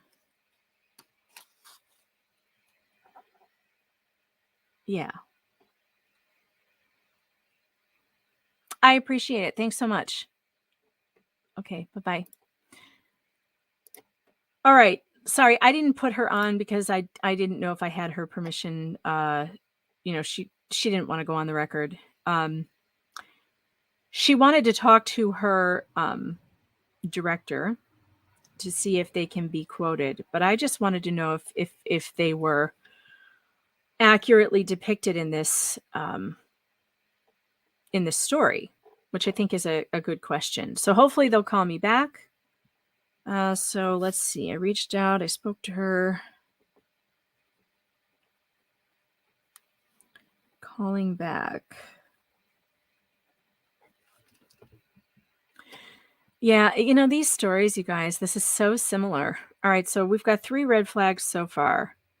1, how is it not an emergency? 2, why was it an unnamed aide in Bill White's office? 3, was she really referred to a crisis pregnancy center from Bill White's office, or did they just pick one to try and make it look like crisis pregnancy centers can't help you? And obviously they couldn't help them in a emergency situation like this. All right, so here's what they say about the Choices Medical Services. We are often contacted by individuals who request an appointment, but their specific needs are out of the scope of our services, said Ms. Shalong, the girl I just talked to, Director of Nursing for Choices Medical Services in Joplin. For these individuals, we clarify our services and offer a referral to a local doctor for prenatal care. Farmer's situation turned out to be one such case. Despite the clinic's compassion, they were unable to give any answers to help my medical situation. In my case, it was unhelpful and slowed my progress for actual care. Well, but why? We just have to figure out who gave her that referral, or if they just called. Farmer then did something who describes herself as pretty pro-life and Christian, never thought she would do. She began to look for abortion clinics.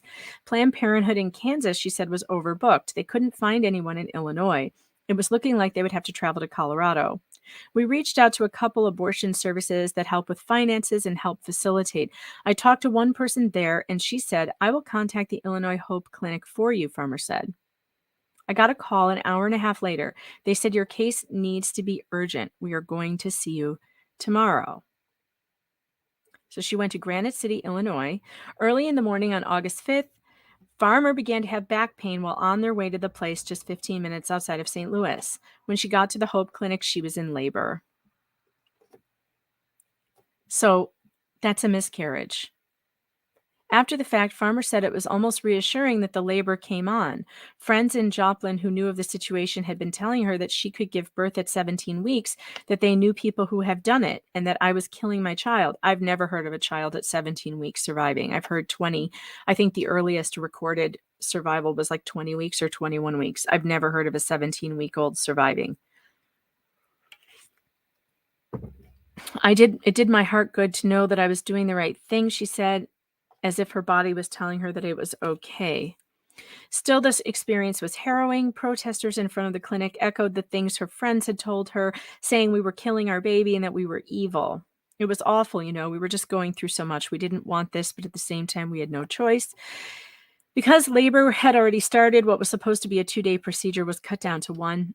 The clinic performed the procedure. Farmer and McNeil stayed there for 1 night, then returned home. Okay, there's more blah, blah, blah. Farmer and McNeil are still grieving the loss of much-wanted Maeve. Farmer said they took all the extra steps and extra care that they could to ensure the pregnancy was successful. She was quick to point out that hers was not an elective abortion. Well, that's the thing. It wasn't an abortion at all. It was a miscarriage. And the idea that you would have to flee Missouri to go somewhere else when it's clearly written into the law that a medical emergency is an exception just doesn't make any sense. All right, I've got to find out who wrote this thing, who wrote the law. I still haven't figured that out.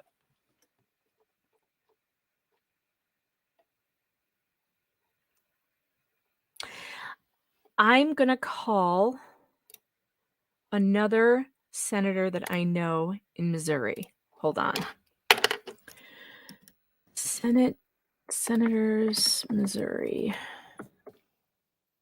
Maybe I can get them to answer the phone. Maybe they can give me this info because I can't figure it out. It's not listed for some reason.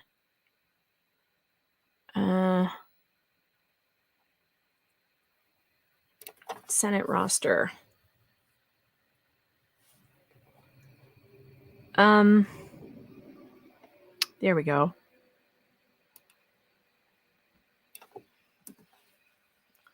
All right, calling another senator. Hopefully get somebody to answer the phone.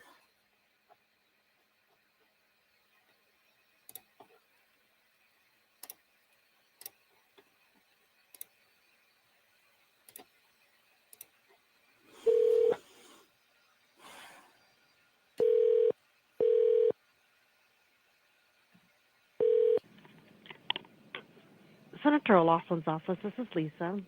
Hi, Lisa. My name's Megan Fox. I'm calling. Oh, yeah. How are you? Fine. At least I think I've talked to you before. I'm sure you have. I'm sure we have spoken before. Yes. Yes. I'm looking for some info that I just don't seem to be able to find online, and I thought that you might be able to help me. Okay. Do you know who the author of the abortion bill was there, the Senate bill? I guess it would be 188.017 in the Title 12 Public Health Act. Was it a bill that this year, you mean? It was 2022. Okay. I think I'm trying to figure out. Well, I think it was 321, Senate Bill 321. But when I look that up, it can't be. Yeah, it can't be Senate Bill 321. We started at 631 this year for the 20. Yeah. See, what it happens is like whenever you do a Senate session, they're 2 years long in a way. They do the 100 Senate, we just finished the 101st, I think. So that starts like in 2021, and then the second half of it's in 2022.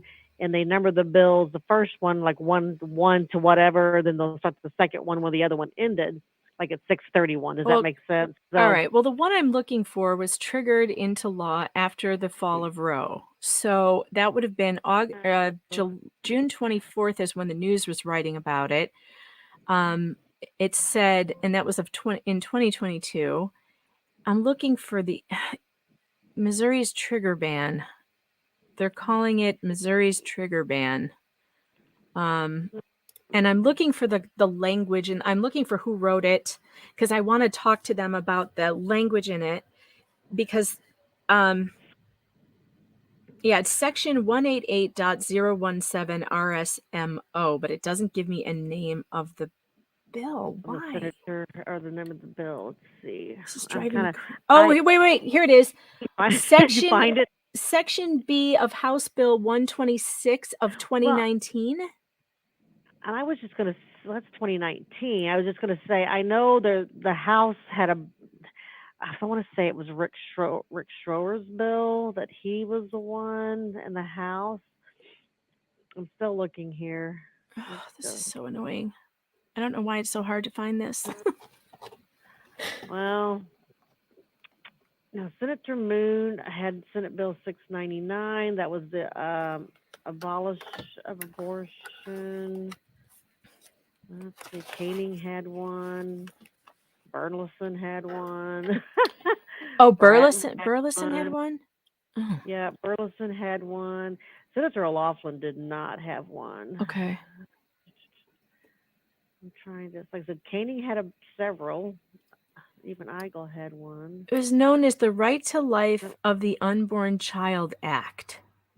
Right. Does that help? Well, let me go back up to the top here. And I may have to do some looking and call you back.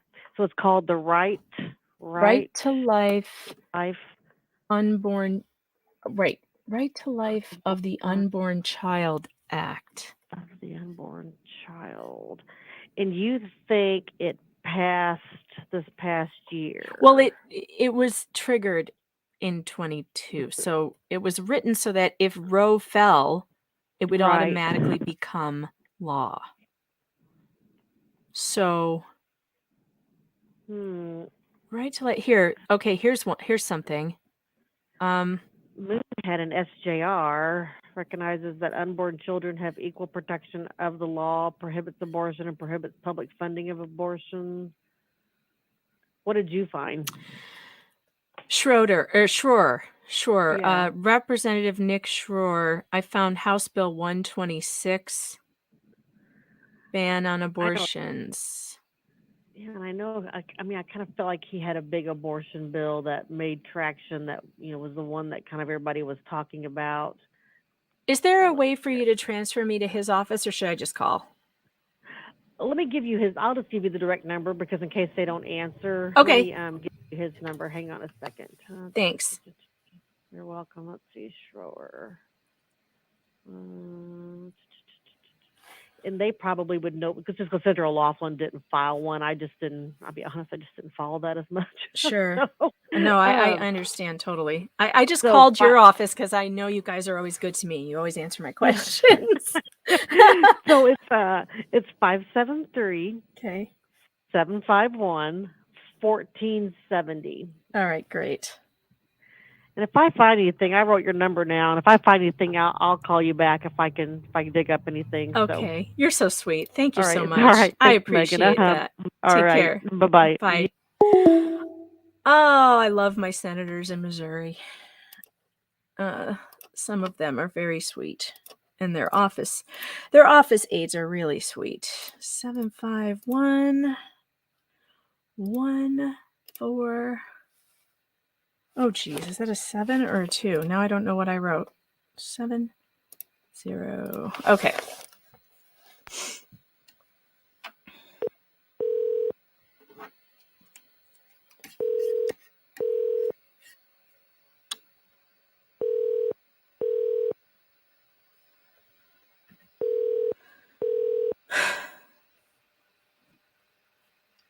Hello, you've reached the offices of Representative Nick Schroer of Missouri House District 107. Darn it. I hate it when they don't answer the we phone. are unable to take your call, but if you'll leave your name, contact number, and a brief message, we'll return your call as soon as possible. Have a wonderful day.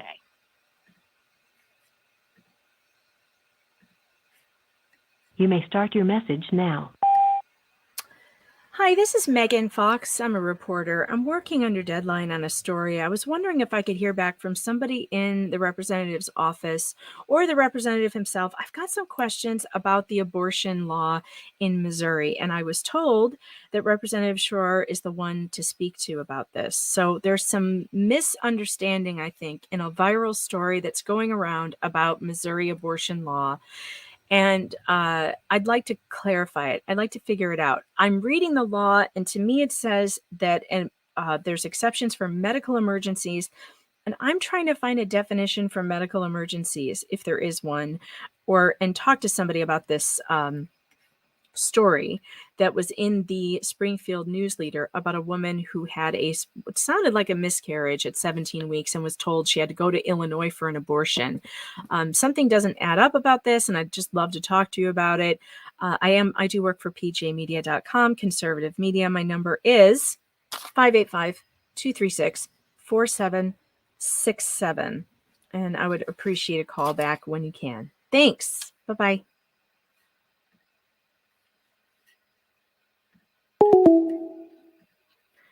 Yeah, none of this adds up, you guys. Sorry about the banner that was going forever.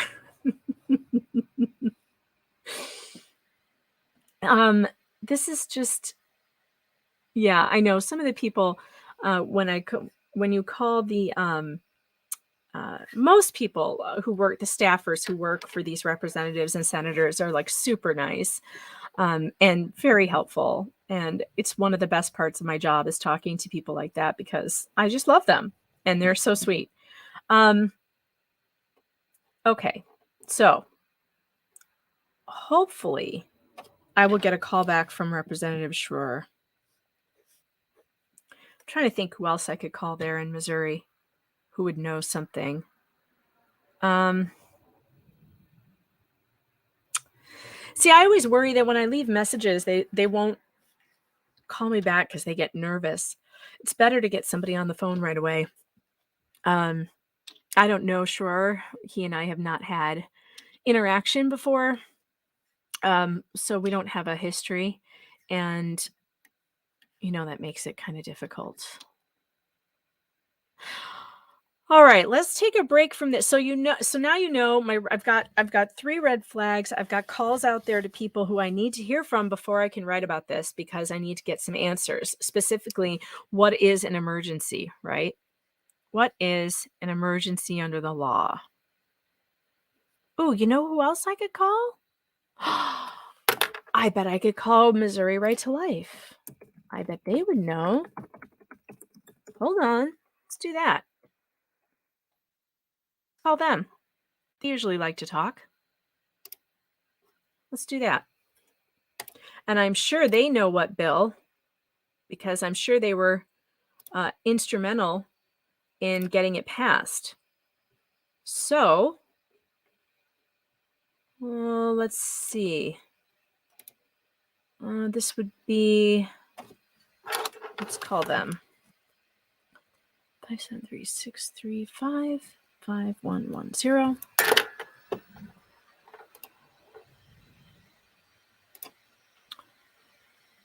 Okay, here we go.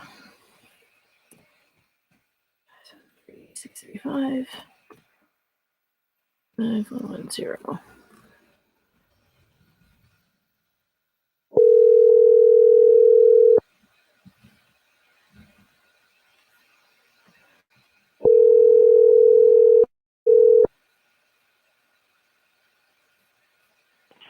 Missouri Right to Life, how may I help you?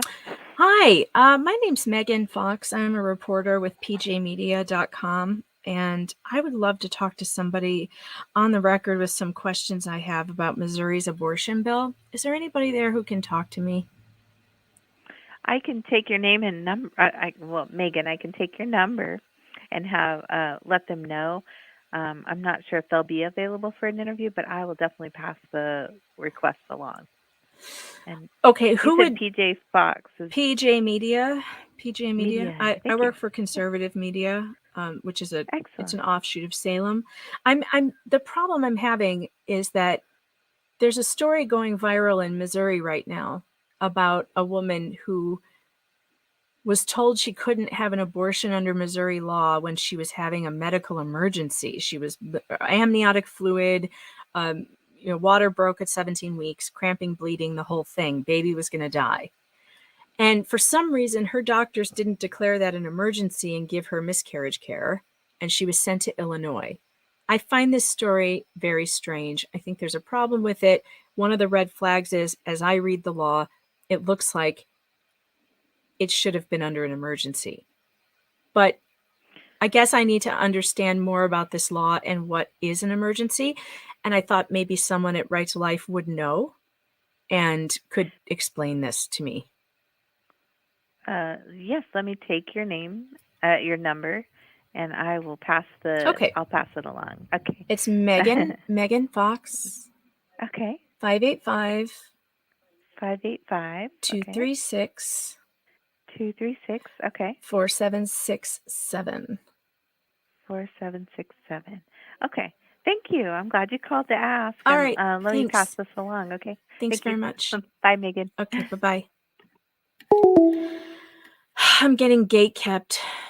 There should be somebody who will just take the call. I don't like it when they gatekeep me.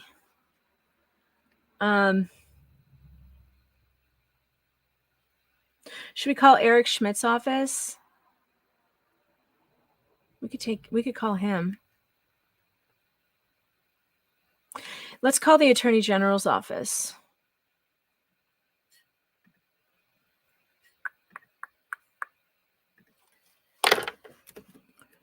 Eric Schmidt. He doesn't like me too much, though.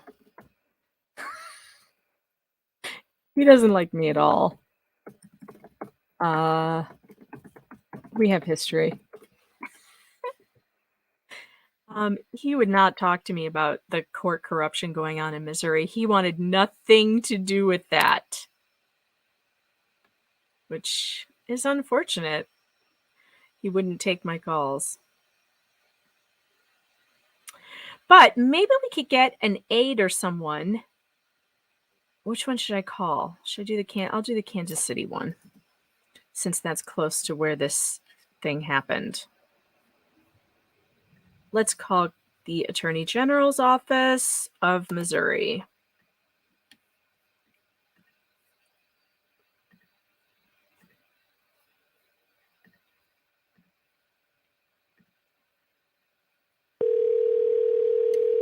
Missouri Attorney General's office. Hi, my name's Megan Fox. I'm a reporter. I'm looking for somebody to clarify something for me about the law of abortion law. Is there somebody there who can do that for me? Get you down to Jefferson City. Hold on a moment, please. All right.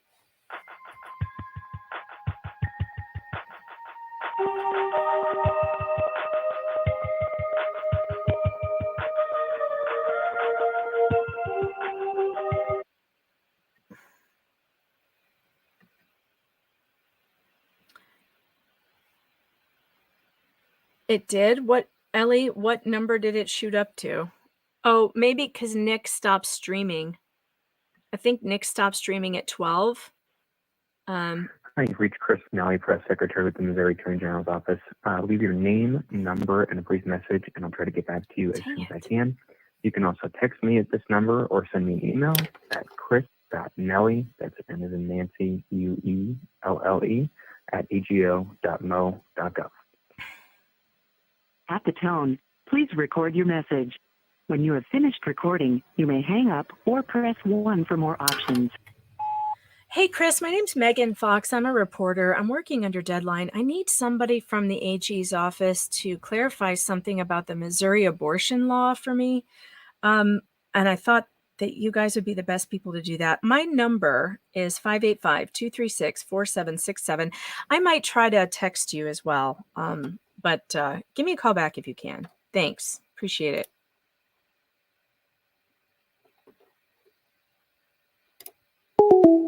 All right.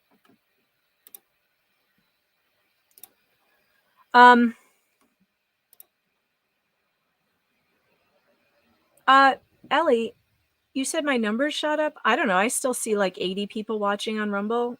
Am I missing something?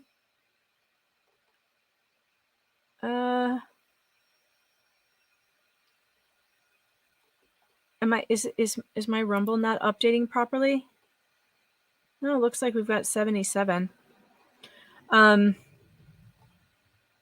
Yeah. Okay.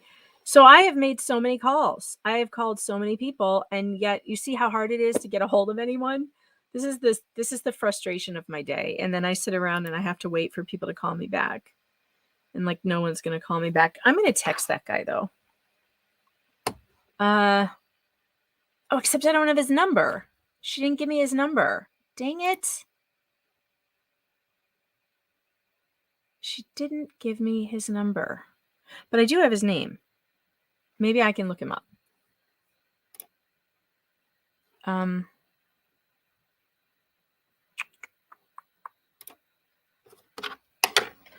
Chris Nelly, Missouri.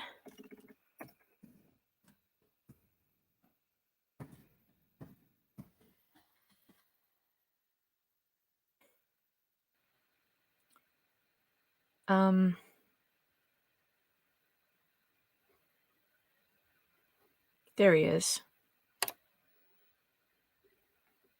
Oh, he's got a LinkedIn page. That's not going to help. He won't put his number on there, will he? Oh, he's very young. Okay, no number. Of course not.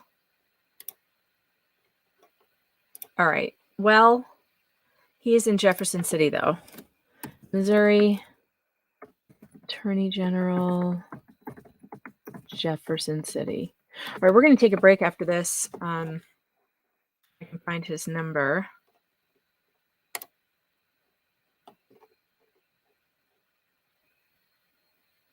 I left him a message. It'll be fine. All right, let's take a break while I wait for people to call me back.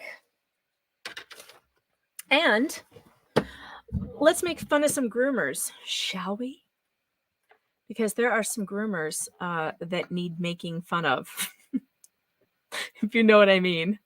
All right, so we've got, let me get over to Twitter, because I've got some footage from a board meeting in Virginia that has some real weirdos, some serious weirdo groomers. Maybe I should hang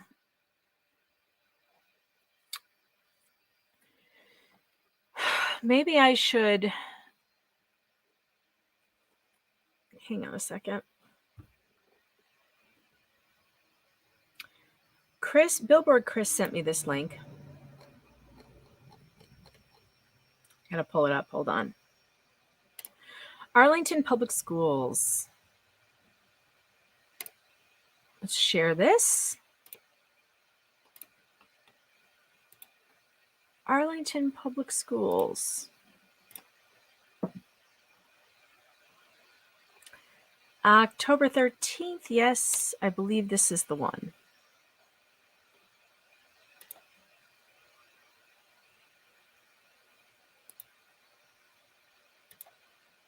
Geez, how far into this do they go? When does it start? Okay. Our board adopted the amendment to. Are there announcements? We need to get to public comment. And as we call it, all the students might be knows that the month of October, proud of all the work that's gone in to make that tomorrow. And wait a minute, did he tell me what timestamp? Yeah, 2:35. Families.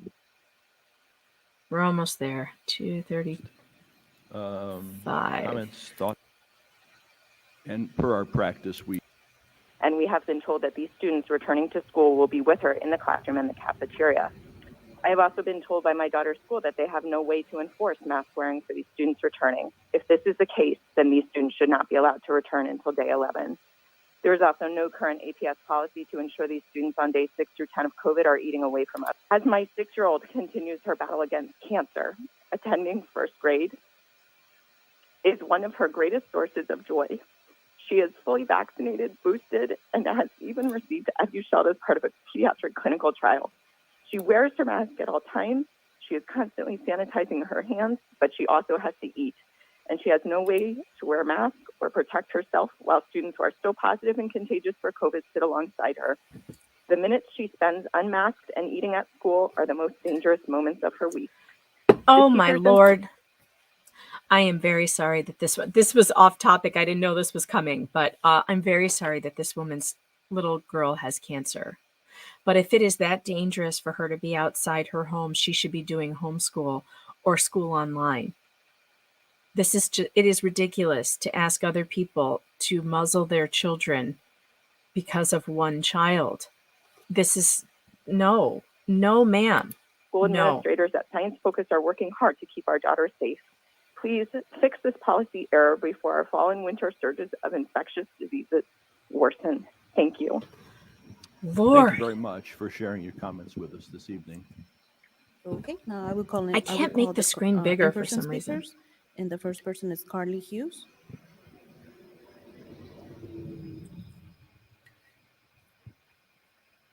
And per our practice, we call students first, both virtually and in person. So Carly Hughes is a student, and I am not a student. not a student. Not. We're all students of something. All right. Well, hello. My name is Carly, and I'm a first-year Arlington County teacher at Long Branch Elementary School. Oh, okay. I'm also a queer person, and the proposed model policy on trans students is just one of my many issues I have with Glenn Youngkin. In May, I graduated with my master's in special education. I did my master's study on queer inclusion in public schools, specifically because of the rise in anti-trans hate in public schools across this nation. My study told me Anti-trans hate in school. What does that even mean? What is it that they're talking about? The fact that people don't want gender theory taught to their kindergartners? Is that what you call anti-trans hate? that including trans students in all spaces is best practice. It also told me that there are trans kids of every age. One I actually worked with in my student teaching, he was in the 3rd grade. I found that autistic students, the population I work with, may experience gender queerness more than other students. All of this brings me to my most important point. Why does this government not trust me with my master's degree I worked hard and paid for to know how to do my job? Why is my profession and expertise so policed? Glenn Youngkin's children— Well, for one, let me answer that for you, sweetheart. For one, you probably went to one of these woke schools that taught you a bunch of Marxist garbage that most people in this country don't believe. So it doesn't matter that you got your master's in queer gender studies. No one cares. No one cares. Like literally you and perhaps 2% of the population believe this. And so you can't, your expertise is in garbage. It's not my fault you got your degree in garbage. And went to private school. I went to public school and dedicate my whole life to public school every day. Perhaps people like me know more about public school than him. I want to be trusted to do my job. I want to do my job to the best of my ability. Our state is experiencing teacher shortages, so why is Glenn's priority attacking queer people? I beg Arlington County Public Schools to go against this proposed policy as much as possible. Oh, and by the way, if you're wondering about what is the policy, Glenn Youngkin put in policy in Virginia that says bathrooms must be sex-based, that teachers cannot hide gender identity from parents, that they cannot use names of students that are not on their biological birth certificates unless they have been changed legally. And that they will refer, and no one is going to be punished for not using proper pronouns and all that stuff, that like preferred pronouns. To work in a place that promotes hate, danger, and division. And I promise there's simply nothing hateful or dangerous about any of that. Every trans student in this room and in my school that I will work hard to make sure you don't experience that hate at school. I beg Arlington County to work to listen to and protect its teachers and students. These students who organized this are so brave and have helped me learn so much about myself as well. Thank you. Thank you very much for sharing your comments with us this evening. I want to remind everybody that when you come to the podium or speak virtually, please direct your remarks to the school board and school board's actions and your advocacy for what the school board can and should do. Thank you. Could you call the next? Yes, and the student speaker is actually Jay Young. Mr. Jay Young.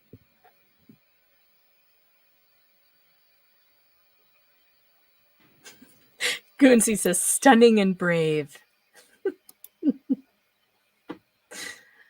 Ah. Hi, my name is Jay. I'm a student in Arlington. Oh, And I'll goodness. speak on also the trans model policy proposals.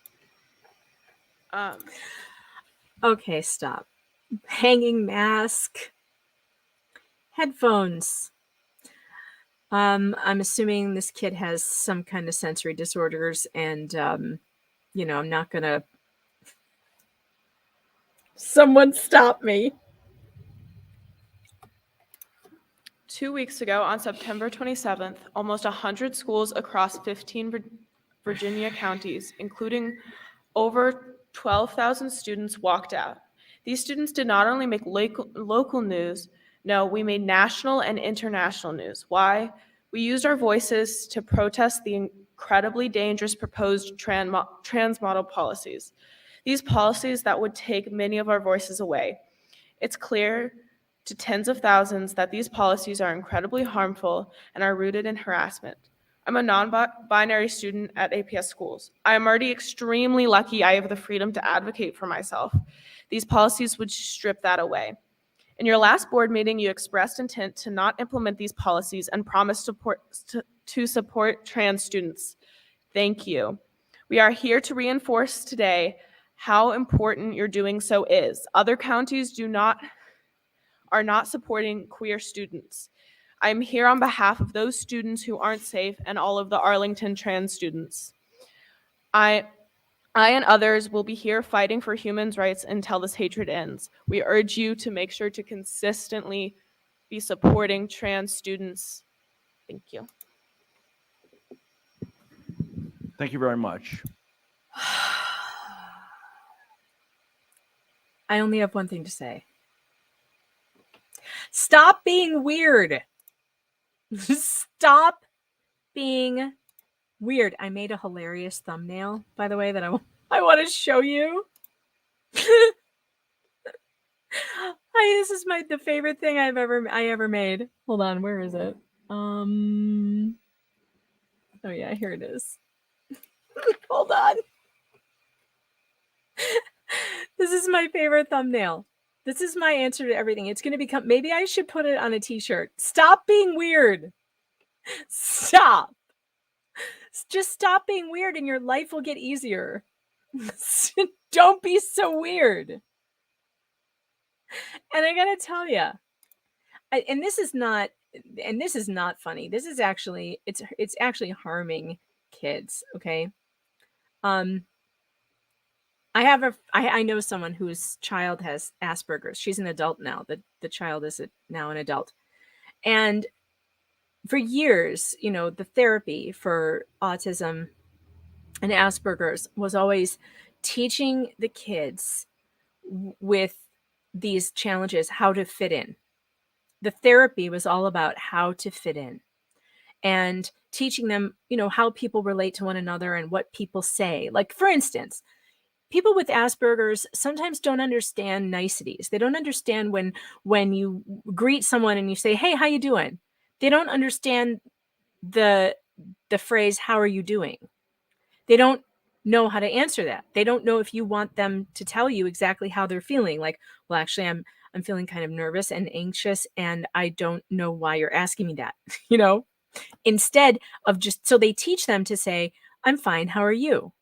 Because that's not a natural thing for them. It doesn't come naturally. And if they don't say it, people think they're weird. And if they ignore you, then people think they're rude. So instead of educating the entire population that understands when you say, "Hey, how you doing?" and the other person will say, "Good, how are you?" Instead of trying to educate all those people that, hey, if someone ever ignores you, they probably have autism. It's just easier to teach the autistic person to memorize, I'm fine, how are you? Right?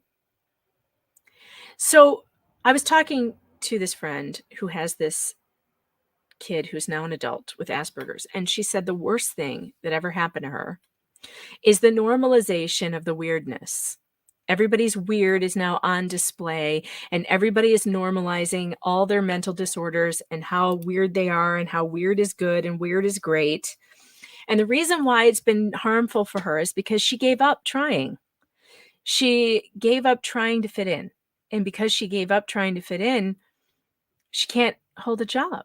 Because no matter how accepting everyone on TikTok is, it's hard to get a job if you're weird. So stop being weird. Like, just stop. And try to fit in. It's not doing these kids any good.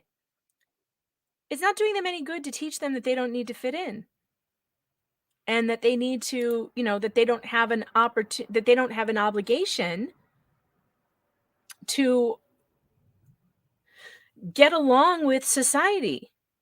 It is not up to everyone else to change who they are and how they interact because of your weirdness. Like, if you have a weirdness, you just need to, figure it out. Like, I was watching, do you watch Love on the Spectrum? It's such a good show. Oh God, I love this show so much.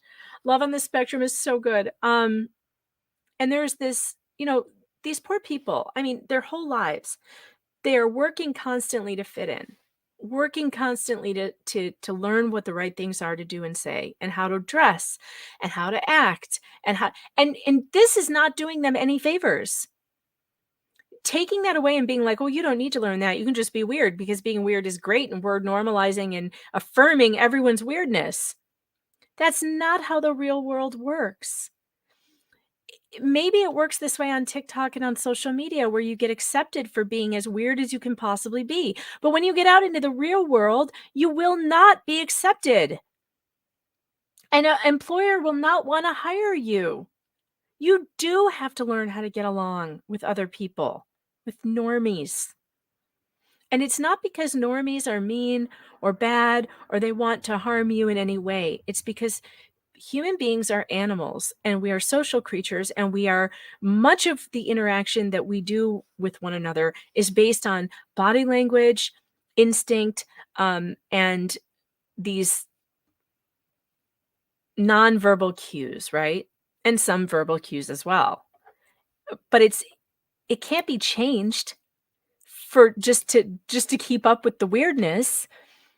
Like, people are going to react to you in a way that human beings react. So if you come in, if you start out looking crazy, for one, people are not attracted to you. They will be repelled by you. And that's not a good thing to teach kids who are already struggling. Stop being so weird. Or Ari Berry says, maybe we should teach them likable ways to be weird. Yeah, I mean, I don't mean like being quirky, like don't be quirky, don't have a personality. But, if you're the weird kid, you kind of need to figure out how to fit in. That's what as a parent, I have a kid who's a little weird. She's neurodivergent like me. And so you have to figure out ways to cope. It's not okay when you're an ADD kid to just talk and talk and talk and talk and never let anyone else in, which is why I have a talk show where I can just talk as much as I want to and no one can interrupt me. See, I've learned how to cope. But when you're in social situations, you have to learn, a kid with ADD has to learn how to pause and listen and not be waiting to just say your next thing.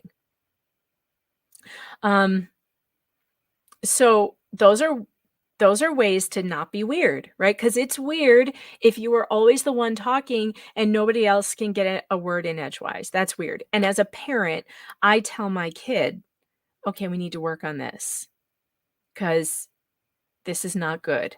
This is off-putting to people. You don't want your kid to be off-putting to people. Like, you have to teach them. So it's really weird. It's weird to me that there's a push to normalize this stuff that puts other people off. Like, why? What is the purpose of normalizing this kind of shit? Like, just don't be weird. Take the flare off. Don't wear 27 pieces of flare wherever you go. Like, that's a huge red flag. I mean, sir, everyone knows you're not a woman. Stop it. Like, don't make people uncomfortable. That's one way to get around all of this. I mean, ugh. It's just enough already. All right. All right, I've got to get some stuff done. I have an article I need to write. So what I'm going to do is I'm going to head over to the Darrell Brooks trial. I'm going to put that on. Wait, are they at... Hold on. Share screen. I should make t-shirts that say don't be weird. Or be less weird. How about be less weird? Be less weird. Are they on lunch? It'll be just my luck that the trial is on lunch right now when I need a break. I don't know. Hold on. I've got a commercial going. They're on lunch. Of course they are. So I can't even put you over there. Dang it. They're on lunch. All right. Well, I'll tell you what I'm going to write about. Hold on.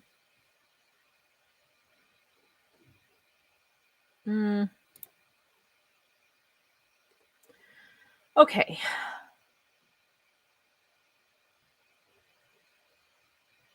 All right. So there is an article about an attack, an assault on a woman by a man who claimed to be a woman in order to get access to a women's shelter, where he then assaulted a woman. I'm going to write about that today because we are told that never happens. Let me share this article with you because this is what I will be writing about.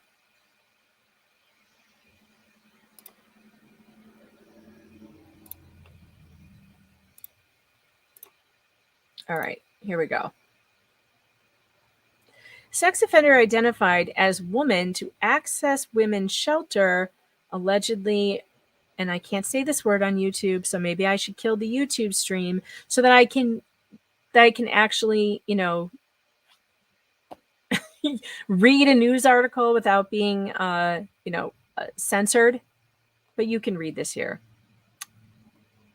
A woman was allegedly assaulted by a sex offender at a women's shelter in Ontario, Canada, after the predator identified as transgender in order to gain access to the facility. My God, look at the face on this one. Shane Jacob Green, 25, oh, that's a rough 25, was arrested on August 24th by Ontario. When was this written? Why was this just written in October, but he was arrested on August 24th? At the time, they issued a notice stating Green had been charged with 2 counts of assault for counts of failing to comply with a probation order and 1 count of failing to comply with a release order. But new details have emerged through the Toronto Sun, revealing that Green's crimes occurred while he was staying in a women's emergency shelter in Parry Sound. Green is well known to police and has multiple prior offenses, including a conviction for having assaulted a woman in 2018. So he's a serial offender. Okay. Green was handed 114 days in prison for that crime and was made to provide DNA in order to catalog him in the National Offenders Registry. Only 114 days in prison, you guys, for raping someone. According to the Sun, I got to get off YouTube. You guys, I can't speak like this. Like, I literally cannot talk like this. I can't. We're leaving YouTube now. It's time to kill the stream. I told you I was going to do this. I know that some of you want to continue watching on YouTube, and I'm sorry for that. But there's only like 20 of you here. So come over to Rumble, okay? Come to Rumble where we can speak freely and I can read news articles. I'm dropping the link And it is time. What is it time for? Ladies and gentlemen, let's get ready to rumble!